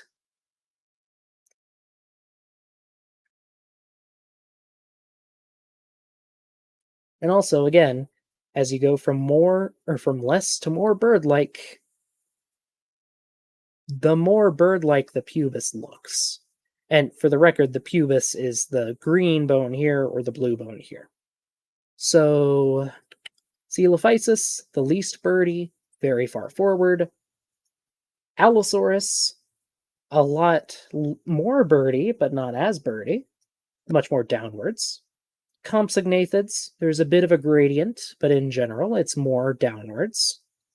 Tyrannosaurs, it actually starts getting very downwards, and in some cases, it's straight down. It's barely forward. Going up to here, Oviraptorosaurs, the only non-bird here, if you count Microraptor as a bird, straight down, and then it starts curling back. Kinda weird. Just a little weird. Pubic bones in the dinosaurs. And you can see the other bones are essentially all the same, too. The major difference between all these is just the size. The larger animals are going to have a bigger ilium, the top bone, and a smaller relative ischium, this rear bone. Otherwise, they're basically the same until you get into birds. That's really weird for them.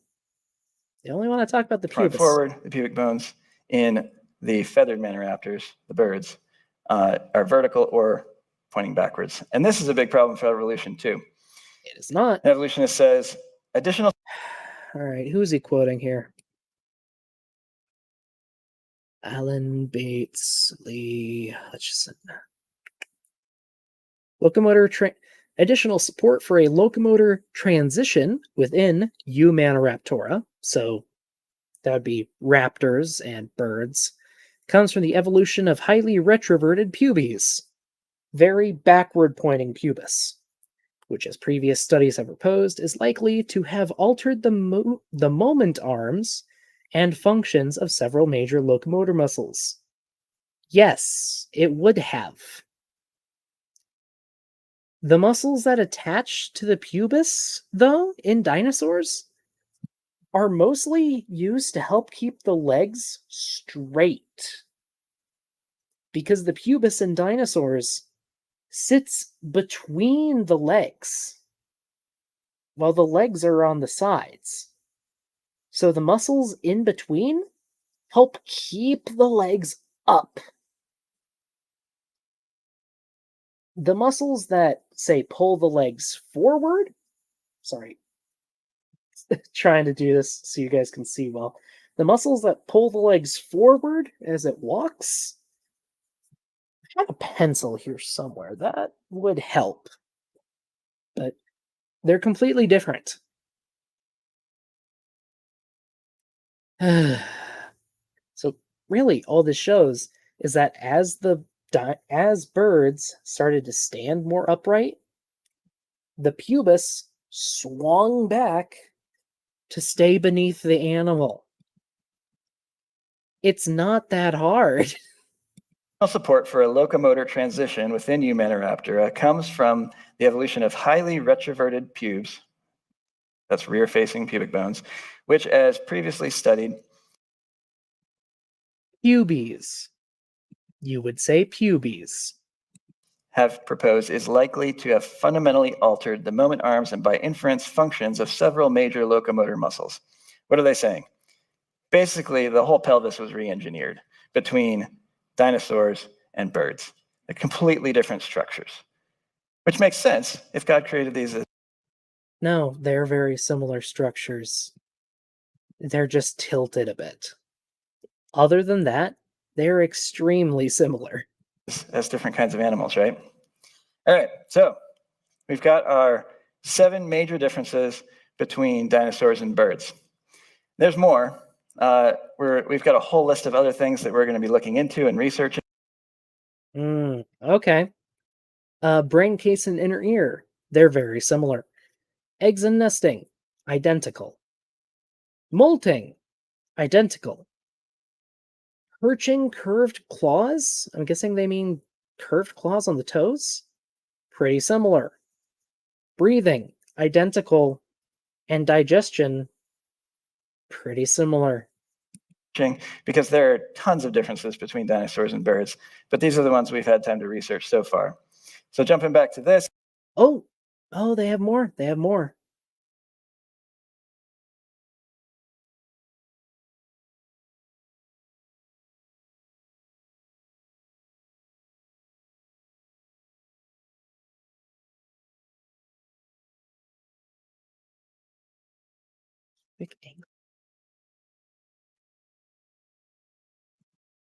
Yeah, it's weird. I'm just going to go ahead and send a screenshot of this to Dom, because I imagine he'll probably have some words.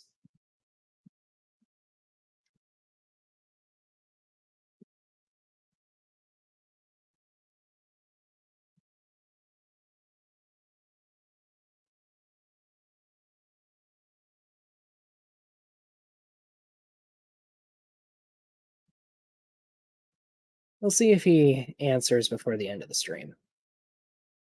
Also, yes, research in very big air quotes. You can see there's a consistent trend of blue bird traits in Vela, Dromaeosaurs, Troodontids, Oviraptors, and even Alvarezsaurids, which are funny little birds. They remind me of kiwis. And then the dino. Oh, we have a last-minute weasel. Hello, hello.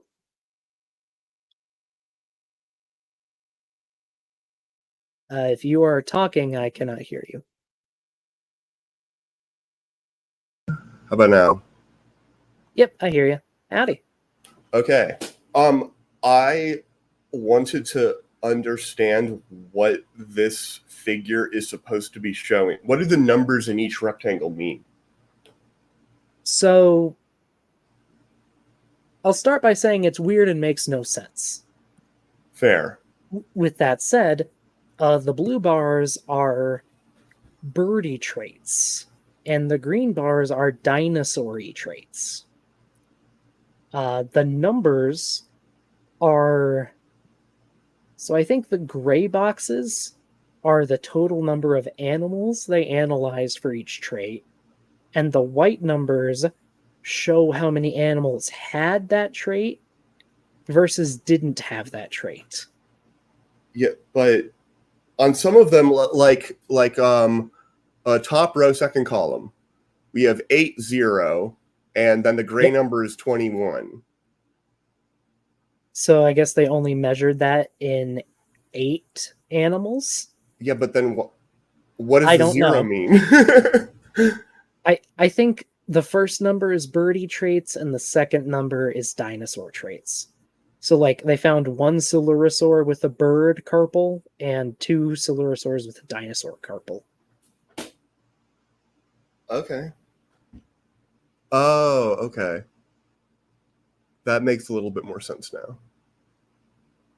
Barely. I don't know. Did they make this figure, or is this taken from the citation below? Or is the data taken from the citation? They made this. That citation is completely unrelated. Okay, because this definitely like this looks like a figure that was turned into a slide. Because you would just use a table, right? For presenting this information in a paper, you would just use a table. Yeah, and make it look a lot better than this.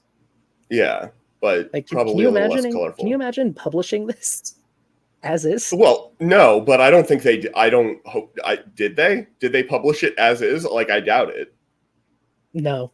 But like I said, this citation is completely unrelated. I read through it. Huh. Okay. That's hilarious.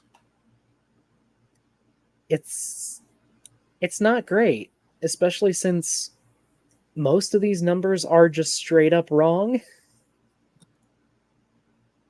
And they're all unreadable, mostly. Like, yeah, the gray numbers are very difficult to read. Yeah. I mean, at least make them black. It'd be easy for them to stand out. Yeah. I do appreciate the black background, though, because I'm a huge fan of dark mode whenever it's available, personally. Yeah. It's easier on the eyes. But, like, all of these things have feathers. Almost all of these have the carpal that they talk about. The coracoid thing just doesn't make sense. It's a mess. It's a huge mess. Yeah, I mean, I don't know what half these words mean, so, there's that. Feather, wrist. I know what that means. shoulder joint, tailbones, leg muscle and Well, is the pubis. trochanter? I feel like the trochanter is that the muscle attachment site? Is that the word for muscle attachment site? Or Attachment site, yeah.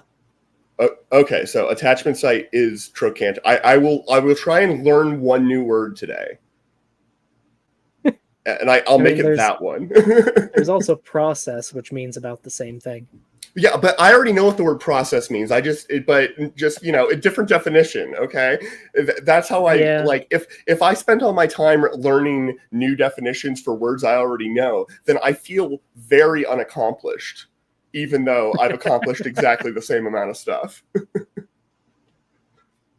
Yep. Yeah, it's a mess, like the whole presentation has been. Fair. I am going to hit play. Dinosaur family groups: coelurosaurs, the tyrannosaurs, the compsognaathids. Oh yeah, by the way, everything here is a coelurosaur. Literally everything. What's the short version of coelurosaur? Hollow vertebrae or hollow bones. Okay, but it's too large of a category to like be well represented just by like a single example. No, they just included it for some reason. Okay. This is like including mammal in a list of carnivores.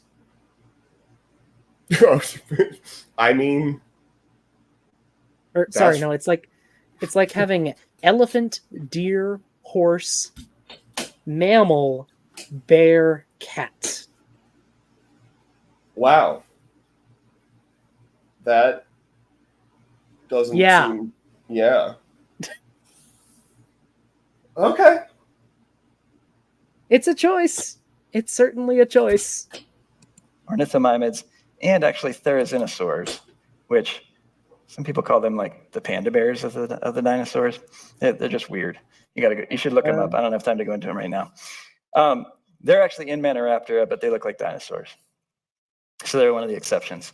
And you notice there are a few exceptions here in the data. There's some greens where you'd expect to be blues, and there's some blues where you'd expect to be greens. And our researchers have done a ton of work looking into every single one of those exceptions in that data set.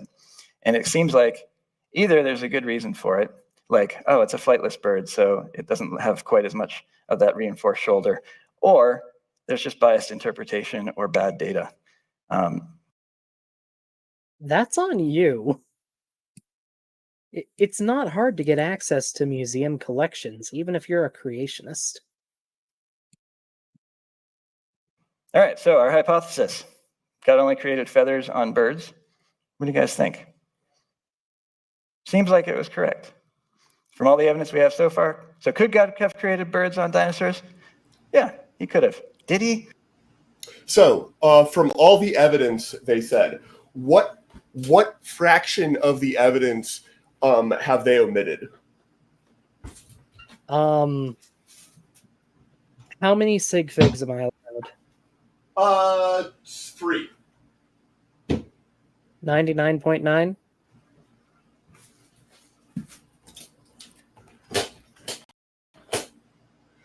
Instead, here's the way you get around that: is you flip the question, you answer the question, how much evidence did they include, and then you get to ignore those padding zeros at the beginning of the number. Ah, true. And then one sig fig will be enough. In that case, 0.00001%. Wow, man, that's... Yeah, like here's one of those panda bears they just mentioned. That doesn't look like a panda bear. Well, panda bear with air quotes. But yeah, this is a therizinosaur. It's got feathers. It's got a lot of feathers. Yeah, I feel like I can see the feathers. You can. Oh, my feathers. Let me see if I can find a good image.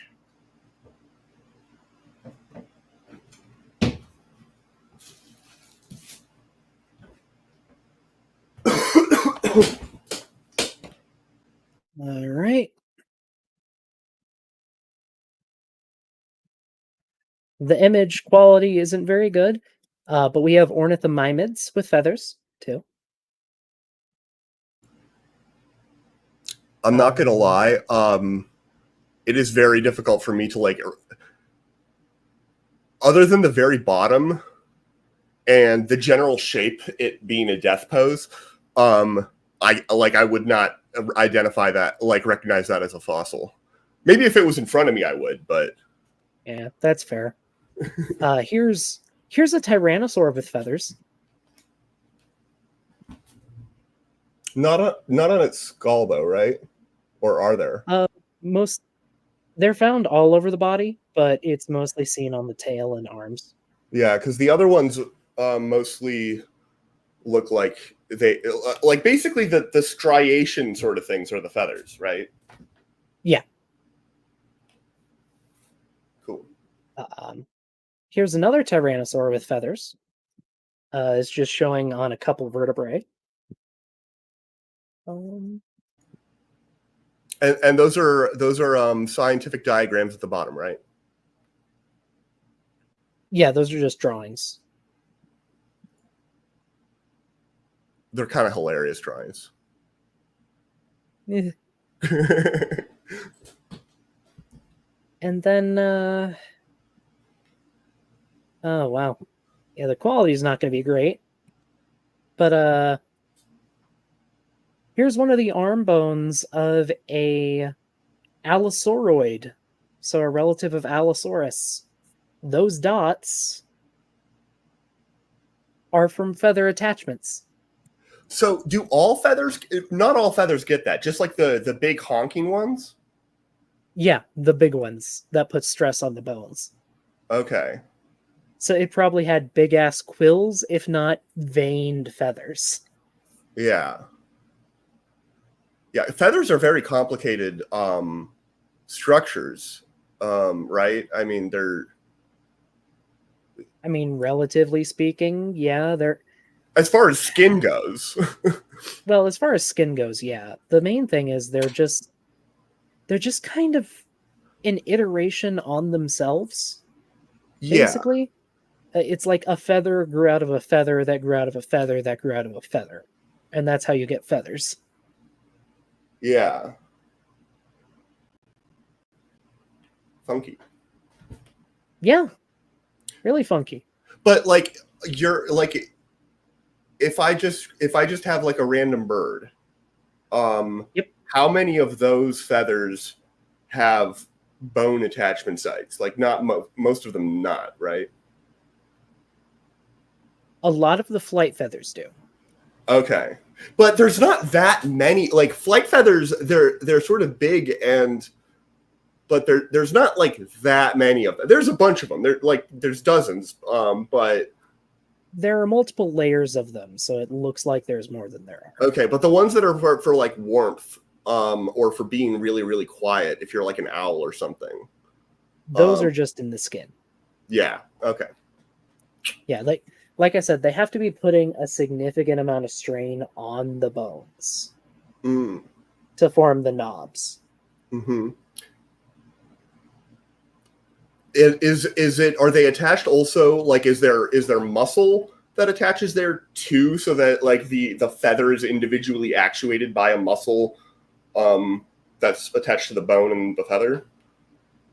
That depends on the feather. Sometimes yes, sometimes no. Usually the muscles are just in the skin for feathers. Okay. Usually. But the feather being tugged around can be part of what forms the knob.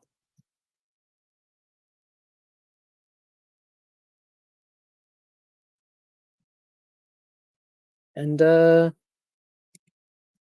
yeah, here are the same knobs in Velociraptor. Cool. Yep. Which definitely had feathers. Yep. We don't have any evidence of it yet, so probably not. All right, now the big question I'm sure everybody is curious about. What about the raptors? Okay. let's talk about raptors. I really enjoy these movies, the Jurassic movies. They're really fun. Like Brian said, I've been a dinosaur lover since I was a kid, so I've seen them all in theaters, and I really enjoy them. The raptors from the Jurassic movies were actually based on two animals called Deinonychus and Utah raptor. Nope, they were just based on Deinonychus.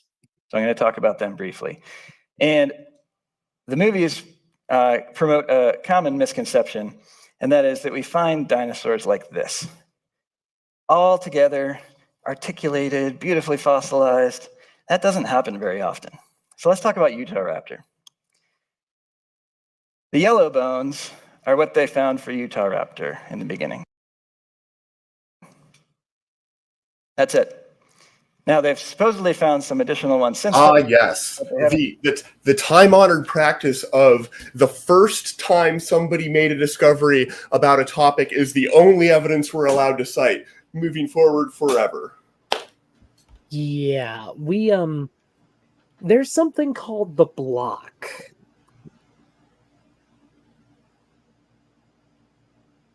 The Utah raptor block is a multi-ton mass of sandstone with at least 4, possibly 5 Utah raptor individuals. Wow. Preserved.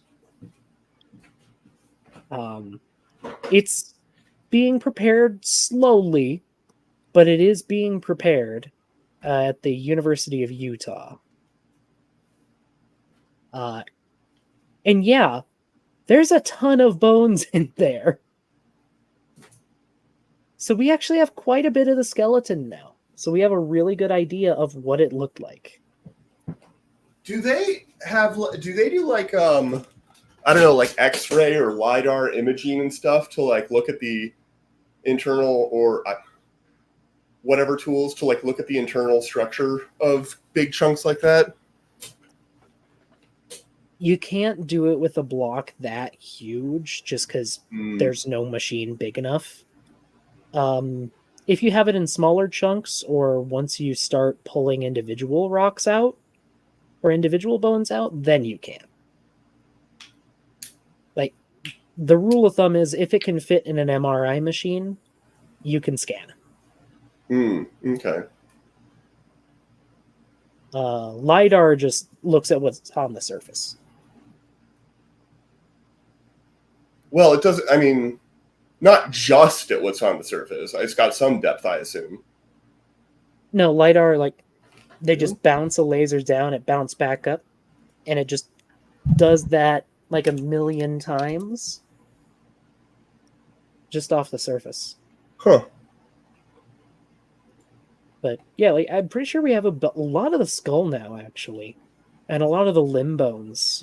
So we know Utahraptor was weirdly stout for a dromaeosaur, which kind of makes sense when it's also one of the largest dromaeosaurs. It's one that appears to have become weirdly heavily built.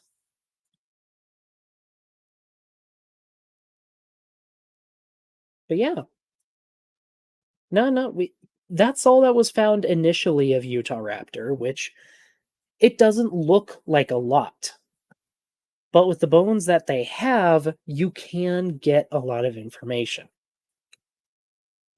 Parts of the skull are really diagnostic, and they tell you a lot about the animal.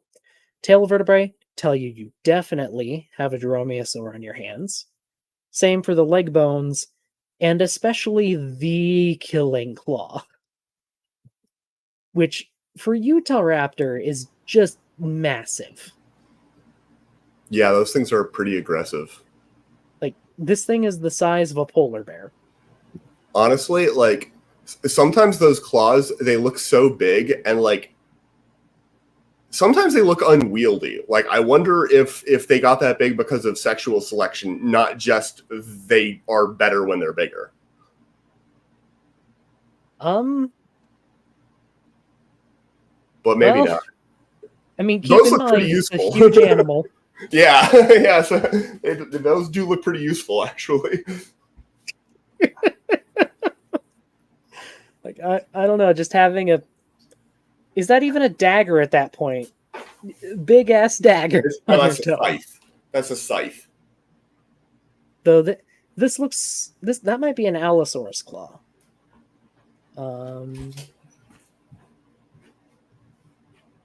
That might be an Allosaurus hand claw. I'm not sure.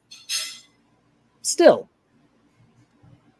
freaking huge. Published anything about them really. We don't have good descriptions for them, and they were found in just. Oh yeah, and that is just the bone core. It would have had a thick coating of keratin on top of it that would have helped keep it sharp. Oh, I just assumed that was just like that. The whole thing was like keratin, and that it just, ossified. Nope, it like had something after else that. on top of that. Huh. Crazy. Like, you ever bought any fancy knives that came with their own little sheath? Yeah. Kind of like that, except the sheath is the knife. Mm-hmm. Yep. Just this big heap of bones of a bunch of different species, and it's hard to tell. Well, what was Utah Nope, one species. raptor and what wasn't? So that's probably why they haven't published much on it. Here's the drawings of the bones from the actual original paper. Ooh. Oh yeah, that's a lot of detail actually. Wow. What year is this? 1993. It was published the same year Jurassic Park came out, but the Jurassic Park raptor was based on Deinonychus. It was a joke. The discoverers actually made a joke that, oh, they put the dinosaur in the movie and then we found it. Well, because the dinosaur in the movie, the name that I remember it being called is Velociraptor. Velociraptor is tiny, Yes. right? Comparatively. Yes. So the Jurassic Park raptors are based on Deinonychus. The author, Michael Crichton, the books, the main book he was using for research for the raptors grouped Velociraptor and Deinonychus together. It just happened that was the one that he chose to study. And he liked the name Velociraptor more as a personal choice. I don't blame him. Velociraptor is an incredibly cool name compared to Deinonychus, I think. Terrible claw. Yeah, but people don't know that. Because he used Velociraptor. If he used Deinonychus, he'd be saying the same thing about Deinonychus. I don't think so. Like Allosaurus, like a Tyrannosaurus versus Allosaurus, Tyrannosaurus, that name does a lot.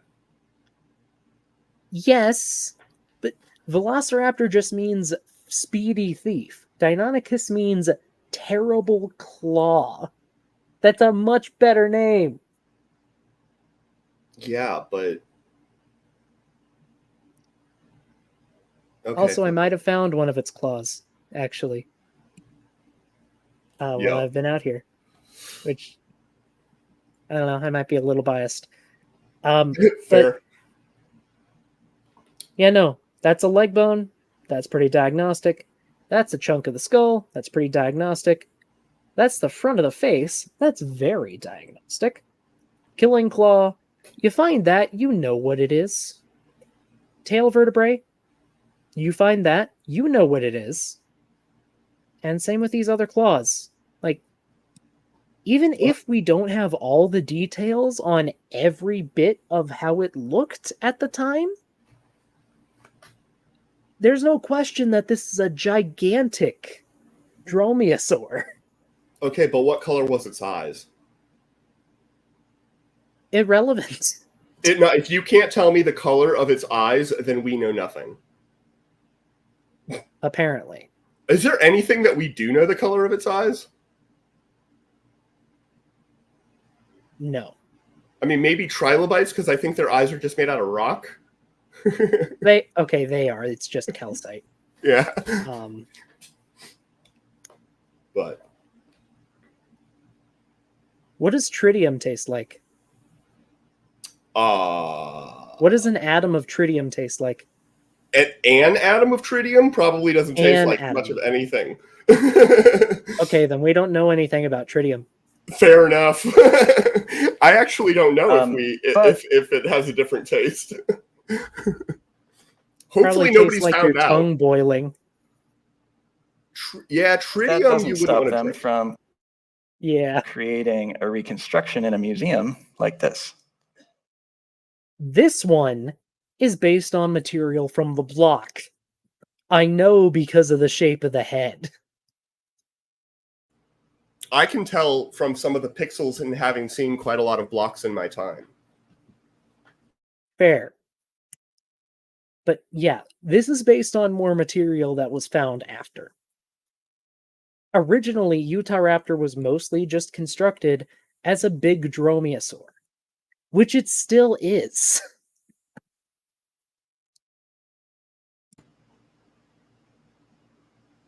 So how do they do that? Well, they look at the animals that were more primitive than it, supposedly, and the animals that were more advanced than it, supposedly, that they do have better fossil evidence for, and they create a reconstruction based on. No. We just take the things it looks most similar to and scale them up. Well, I mean, not gonna lie, what he suggested didn't sound that silly to me. It's more But I see your point now. it's more well put together than he insinuates. He's trying to The way he's insinuate, they just did this and they that did this, and they assumed. Yeah, that he's insinuating begging the question. Yeah. Whereas it's really more about like, okay, because I mean, biomechanics limits a lot of these things. Yeah. Like, let's say you'd never heard of a Great Dane before. But one day you were digging in an archaeological dig, and you found a skull that looked like a beagle, but was about, I don't know, 5 times the size of any beagle skull you've seen. What kind of animal would you reconstruct? Like, what would you think it was? How would you reconstruct it? Well, either a big dog or a small bear. You'd probably go with the big dog. Yeah, probably. So, let's say you extrapolated from a beagle, right? And you scaled it up. It wouldn't look exactly like a Great Dane. But you're not that far off. Yeah, and to be fair, dogs are literally the worst example I feel like to use sometimes because that's fair. The jujitsu that we've done with their morphology over the years. That's fair. I guess I forgot that dachshunds exist. But like it's on their story. Deinonychus, that's Utahraptor. We don't even have enough bones to know. Oh, also apparently Sydney Raptor, their nickname is Velociraptor from a baseball teammate. That's kind of fun. What Utahraptor was at this point, whether it was a bird or a dinosaur, right? So if you love the... Is he going to try to say it's a giant bird? Or... Oh, no, he's going to say it's a dinosaur that we assumed was a dromaeosaur, therefore assumed it was the idea that the raptors in Jurassic Park were real, and you want to say, oh, Utahraptor looked like that, go for it. That's all I have to say about that. Deinonychus. Dr. Haynes has done a ton of research on Deinonychus, and she's talked about how these specimens were found 50 million years apart, 30 miles apart, 30 years between expeditions. There's all these different, and that's true of the even just the skull bones that they found. They didn't find an articulated skull. They found a bone here, a bone there, a bone here, a bone there, none of them all together, and they put this skull together and said, I think it looks like this. Same thing with the rest of the body. So Oh boy. Oh boy. So, no. Yes. Deinonychus is known from the Cloverleaf and the Antlers formations, I believe, both of which are estimated to be between 105 and 112 million years in age. So, pretty close in age. The bones are very similar. They come from the same sites. We have several sites with multiple individuals with overlapping material. This is just a complete lie about the animal. And no, we don't have a complete Deinonychus, but we have a lot of its skeleton. Overlapping skeletons, in fact, which, if you find two human skeletons, they're probably going to be pretty similar. I It's mean, not hard. if you find two human skeletons, I probably don't want to like hang out too much with you. I don't know, maybe I found a couple. This brings up a really important point, and that's these words articulated versus associated. So, anybody here like to do puzzles? I like puzzles. My family likes puzzles. And so, you know, you get a brand new puzzle from the store. You open the box, and you rip the bag open, and you're digging through the pieces. You know those pieces that come from the factory already together? Those are articulated. All right, they're already together. You know that they belong together because they're connected, right? So those are articulated. Those are the best fossils to find because we know these bones, two bones went together. The rest of the pieces, they're just associated. They're in the same box, right? Now, imagine you're doing 10 different puzzles all at the same time in the same living room. Some of you puzzle makers just had a panic attack.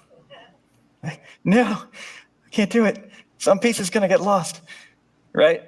So that's what paleontology is like, right? You've got all these different animals fossilized all around the world. No. No, it is in fact not like that. So, bone is a material that is very common in animals, but different animals build their bones in different ways. And if you can't tell at a glance, you can almost always tell by looking at it really close up or in thin section under a microscope. You can tell what bones belong to which animal because they will be built very differently. It's the kind of thing you learn to pick up on as you work more with bones. And not only that, you can compare with other animals. Like, we have 100% complete dromaeosaurs. We have a complete velociraptor. So if we find, let's say, a chunk of an orbit with a Deinonychus, but it's like 5 times too big and has a different texture, it's probably not the same animal. It's not hard. And he might bring up Lucy here with the I forget, Therapithecus, I think, a type of baboon vertebra that was mixed in. That bone was smaller, had a different texture, and was otherwise barely associated with Lucy. It's an example of why we need to let people have more access to fossils, which has become more of the standard in recent years, to avoid this kind of confusion.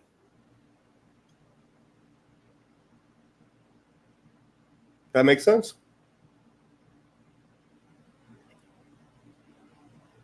No, I do have some pictures I can kind of show regarding this. Because as said by Jake in the chat, it's almost like I'm a paleo something. Are you a paleo So, expert? I will stab you.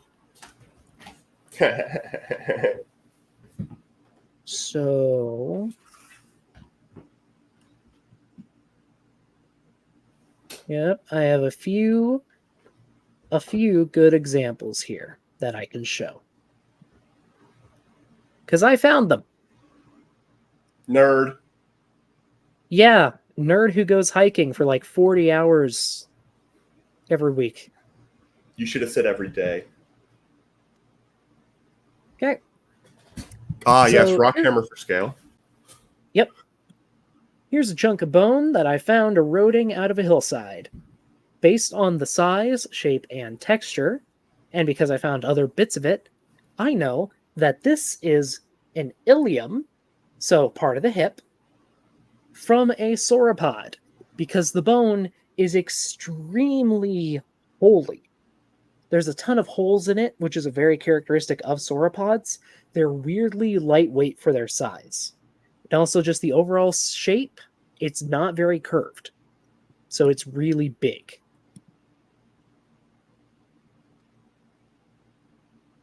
Here is a chunk of limb bone that I found That just out looks in like a the rock field. to me.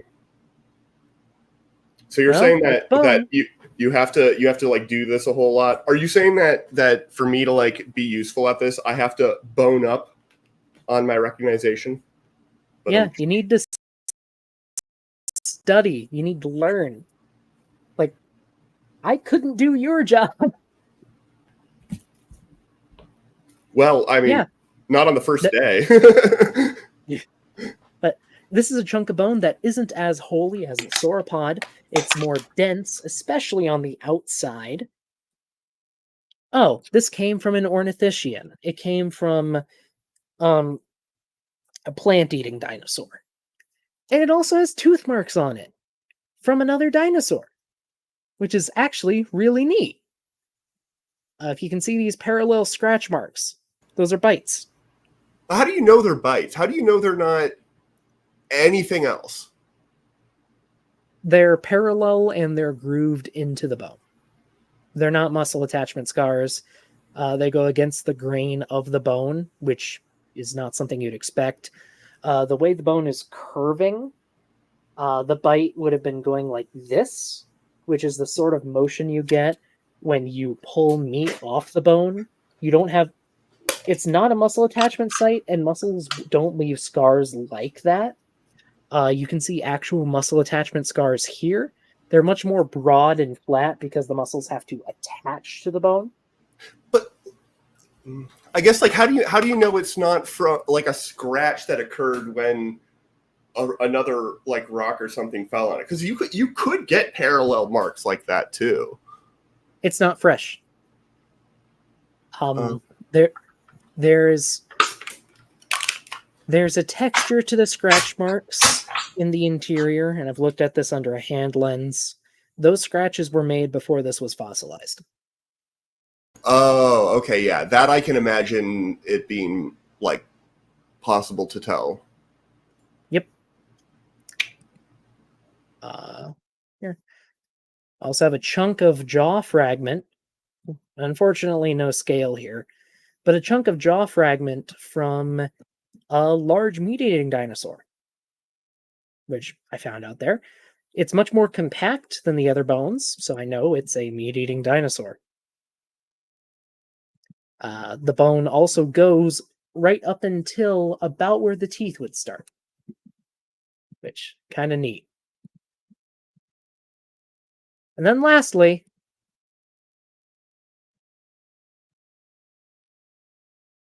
any guess what that is? Is that a tooth? Nope. That's all I got. That's a Deinonychus toe claw. That's the killing claw. It doesn't look like a killing claw, but it might be the angle. Well, it's missing the tip. but that is a Oh, terrible claw. okay. Yeah, okay. So the part that you're holding, that is the part that connects to the toe, and Yes. then it extends out, and it's missing the sharp end. Yep. Okay. Now I can like orient it and see. Yeah. So I thought what it looked like to me, it looked like the part that's closer to your palm.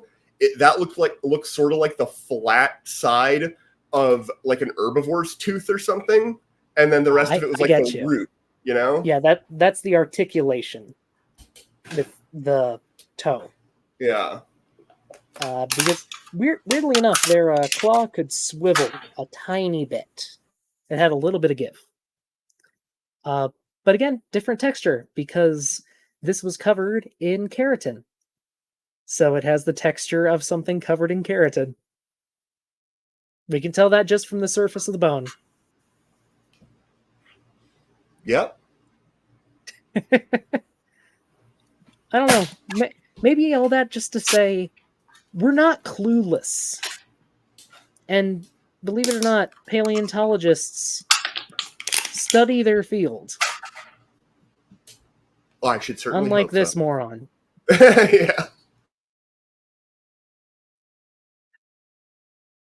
Sorry, I feel like how you probably feel when someone starts talking shit about the Big Bang or gravity or something. You know, No, topics I don't absolutely. understand. That's why that's why I love it. That's why, I love watching you guys do what you do.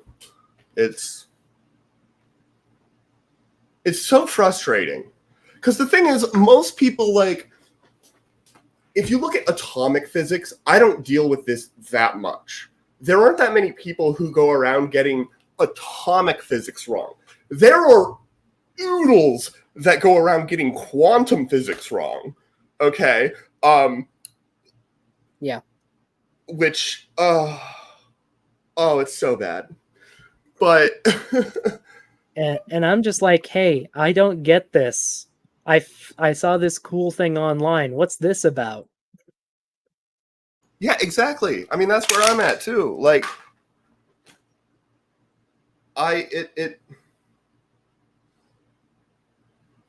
one of the things I learned in graduate school and in school generally was how much I don't know. And it's you went over the hill of the Dunning-Kruger effect? Yeah, exactly. But like I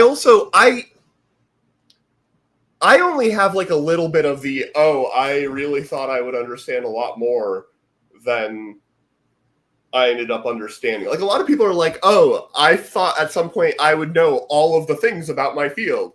And I thought that I would know probably 50 times more than I do now, but not like 8,000 trillion times more. But then if you start talking to people who know nothing, you realize how much you do know. Yeah, and sometimes the things that I know are it's like, it's hard to put your finger on sometimes. Like, you can just tell when the way somebody is talking, that like the individual clauses that are coming out of their mouth can make a lot of sense, but like that's just not how I think about it, how physicists think about a thing. And that logic doesn't work, does not. People do not. They can't. They wouldn't recognize. Like, people who think that they've come up with a theory of everything that explains everything, and are like trying to get physicists to listen to them. They have no idea how to recognize a theory of everything if it actually did land in front of them. If they actually figured it out and and it all worked, they wouldn't recognize it. They think that just stringing words together and being like, I can, and asserting that it explains something, explains it. And it's like, it doesn't. There are 537 electrons in a quark. I have to go now. Why are you? That's how I feel when these guys try to talk about flood geology. Oh, not yeah. And Yeah. you're trying to associate these bones together to figure out which ones went with which animal. And if you leave the puzzles out long enough, your kids are traipsing through the living room. Pieces are going to get mixed up. This puzzle's pieces are going to be near the other's puzzle pieces. But in general, they should be kind of close to the same area where you started it. That's kind of like the evolutionary assumption of how fossils are. The animal died there. Its bones are kind of scattered around the same area. That's their assumption because that's their worldview. It's not an assumption. That's just what happens. Sometimes bones can move. Like they can get brushed into a stream and they'll go for miles. But you can tell when that happens. Like it's not hard, and we take these things into account because we want to be right. It's not a worldview issue. You're bringing up logical issues that we've already dealt with 100 years ago.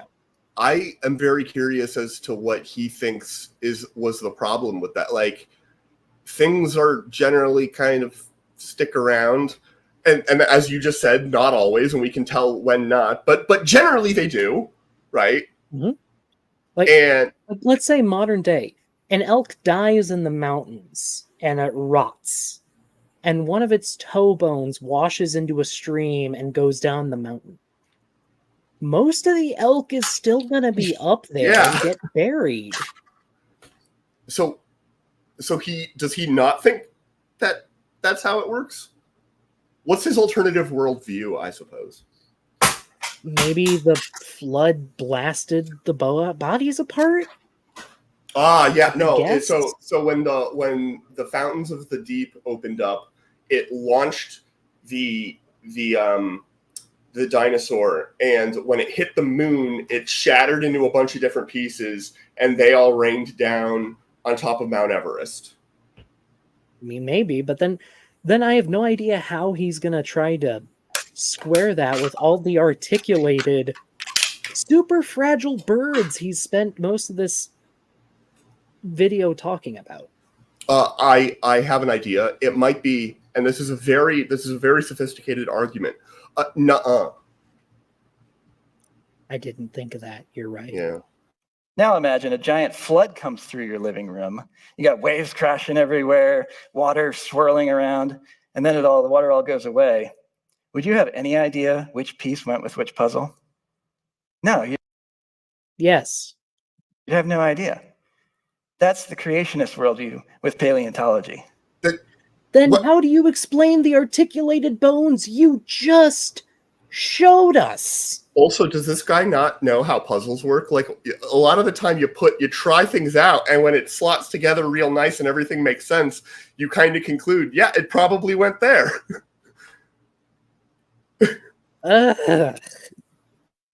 Oh yeah, no, that actually works just fine, because you can also look at the paint on the pieces and the cardboard on the back and see if the grains match up. If they don't, you screwed up. When we find a bone and it's mixed with some other bones, do we know it's the same animal? No. Not unless it was articulated and they were connected. No, and we can figure that out. Like, right now, I'm working at a site where I've got sauropod material, I've got theropod material, and I've got ornithischian material. Might also have a crocodile or turtle in there. I go through very slowly and sort everything out. Because we can with the methods I've already described. Hey, we don't just throw it into a museum display. Yeah, it's been great. I have to get going. But it was wonderful hanging out with you. Yeah, nice to see you again. When does how many hours till the show begins tonight?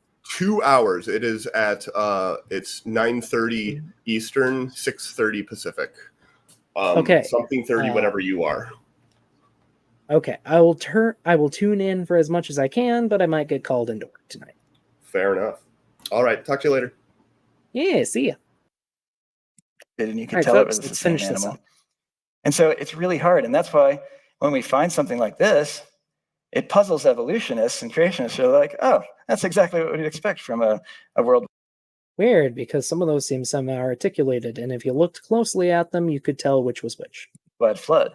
It's a whole jumble of bones, right? This is Dinosaur National Monument. Oh, actually a really, really cool site. There are a few hypotheses for what may have occurred there. I think the current leading one is that it was a watering hole during a dry season. And as the water shrank, a lot of the plant eaters died until all that was really left were a bunch of large carnivores who a lot of them cannibalized each other and died there. And then when the rains finally did come, it covered the bodies as the watering hole expanded again. And they were preserved. Which is pretty neat, actually. So, and that's And for the record, there's I think there's a couple sauropods, a stegosaur, and a couple other plant eaters. One or two smaller predators. One bit from a huge predator. And then about 30 Allosaurus. Which is insane. another reason paleontologists are so excited when they find something like this. It's a fully articulated animal, all fossilized together. And so as we've done our research, we've based these criteria and this research on articulated animals first. We wanted to figure out. Yeah, I don't see how you reconcile those with your flood blasting hypothesis. Also, that's a pretty fun childhood dream, Peccary, not gonna lie. I'd love to work at La Brea, at least for a summer. Okay, if it's right if the data we're looking at is correct on the articulated animals, which it most likely is, then when we look at the disarticulated animals, we'll have a better chance of being right. All right. Oh wow, comparative anatomy, that idea that you absolutely hate. I guess you can use it when it suits you. Pop quiz. I know Brian said there wouldn't be any more pop quizzes today, but I've got one for you. All right. I want you to take the 7 criteria we talked about. All right, feathers, swivel wrist, the shoulder, the short tail, the knee walking, the hip structure, and we're going to evaluate an animal. And I want you guys to tell me whether you think it was a dinosaur or a bird. Okay? All right, here we go. Let's look at the wrist. Does this look like a dinosaur wrist that bends and grasps, or does it look like a swivel wrist that swivels sideways? What do you think? Swivel wrist. Good. Shoulder. Is that an angled shoulder, or is that I'm guessing it's going to be Velociraptor. just that continuous scapulocoracoid? It's the angled shoulder, right? Let's look at the hips. So Microraptor and Archaeopteryx, those are their hips. Our animal that we're looking at looks like bird hip. Let's look at the tail. Here's an actual photo. Yeah, it's Velociraptor. Around 26 tail That's vertebrae. fighting dinosaurs. Big muscle attachments? No. Looks very much like a bird. This animal that we're talking about, we haven't found feathers on it. But there's an animal in the same family around the same size, that we did find feathers on. It's very similar. You can see giant. Man, this is weird. Just last year, I was fighting with one of their affiliates from Australia who insisted that Velociraptor could not have had feathers. But Wing feathers, I guess big they tail embrace feathers. that now. They're just saying it's not a So, dinosaur. That animal is called Genuine Long.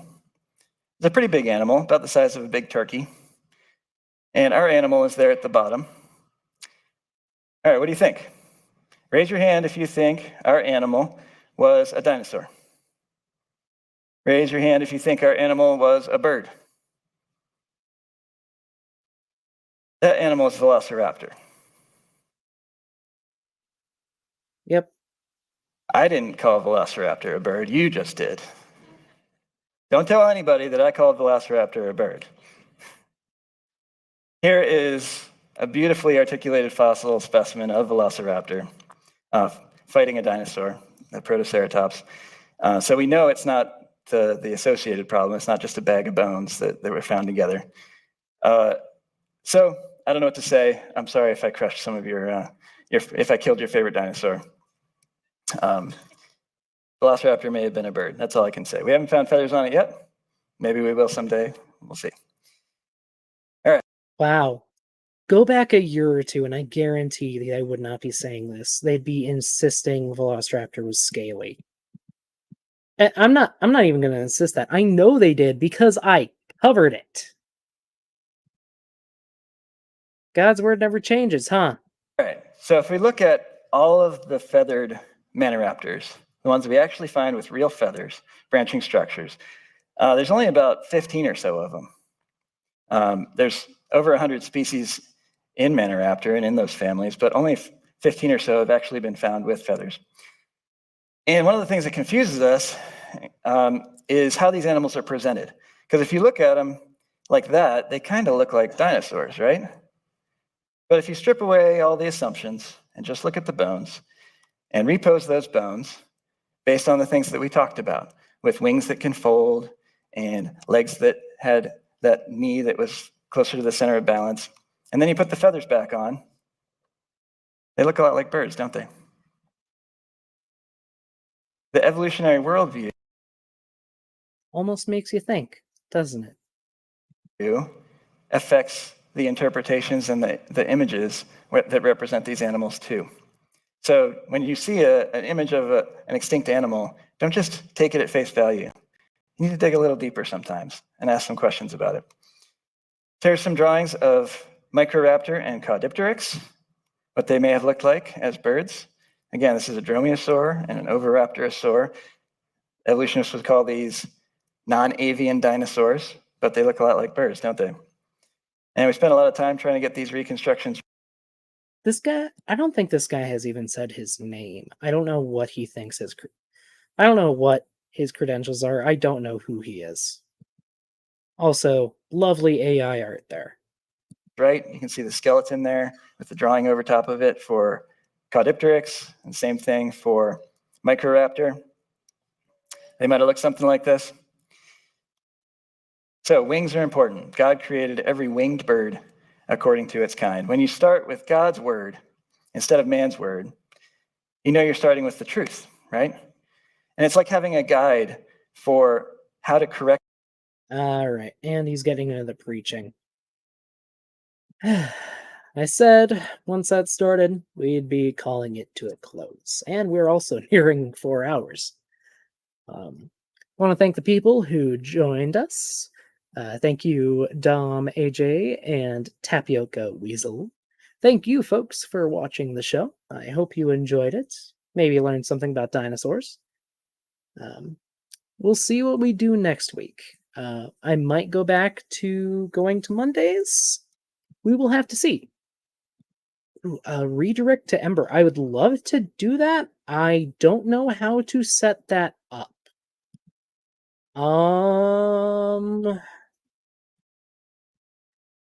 Does anybody know how to set that up? I don't know if I can. I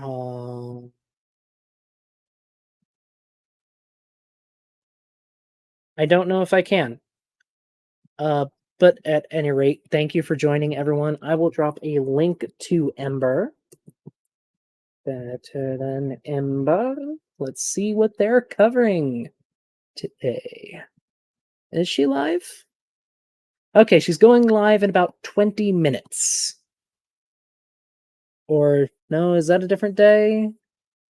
Yep, in about 20 minutes. So I will drop a link in the chat. Go hang out with Ember. Tell her I sent you. And I hope you're ready for next week. Like I said, might be Sunday, might be Monday. We will have to see. But it was nice doing this show again.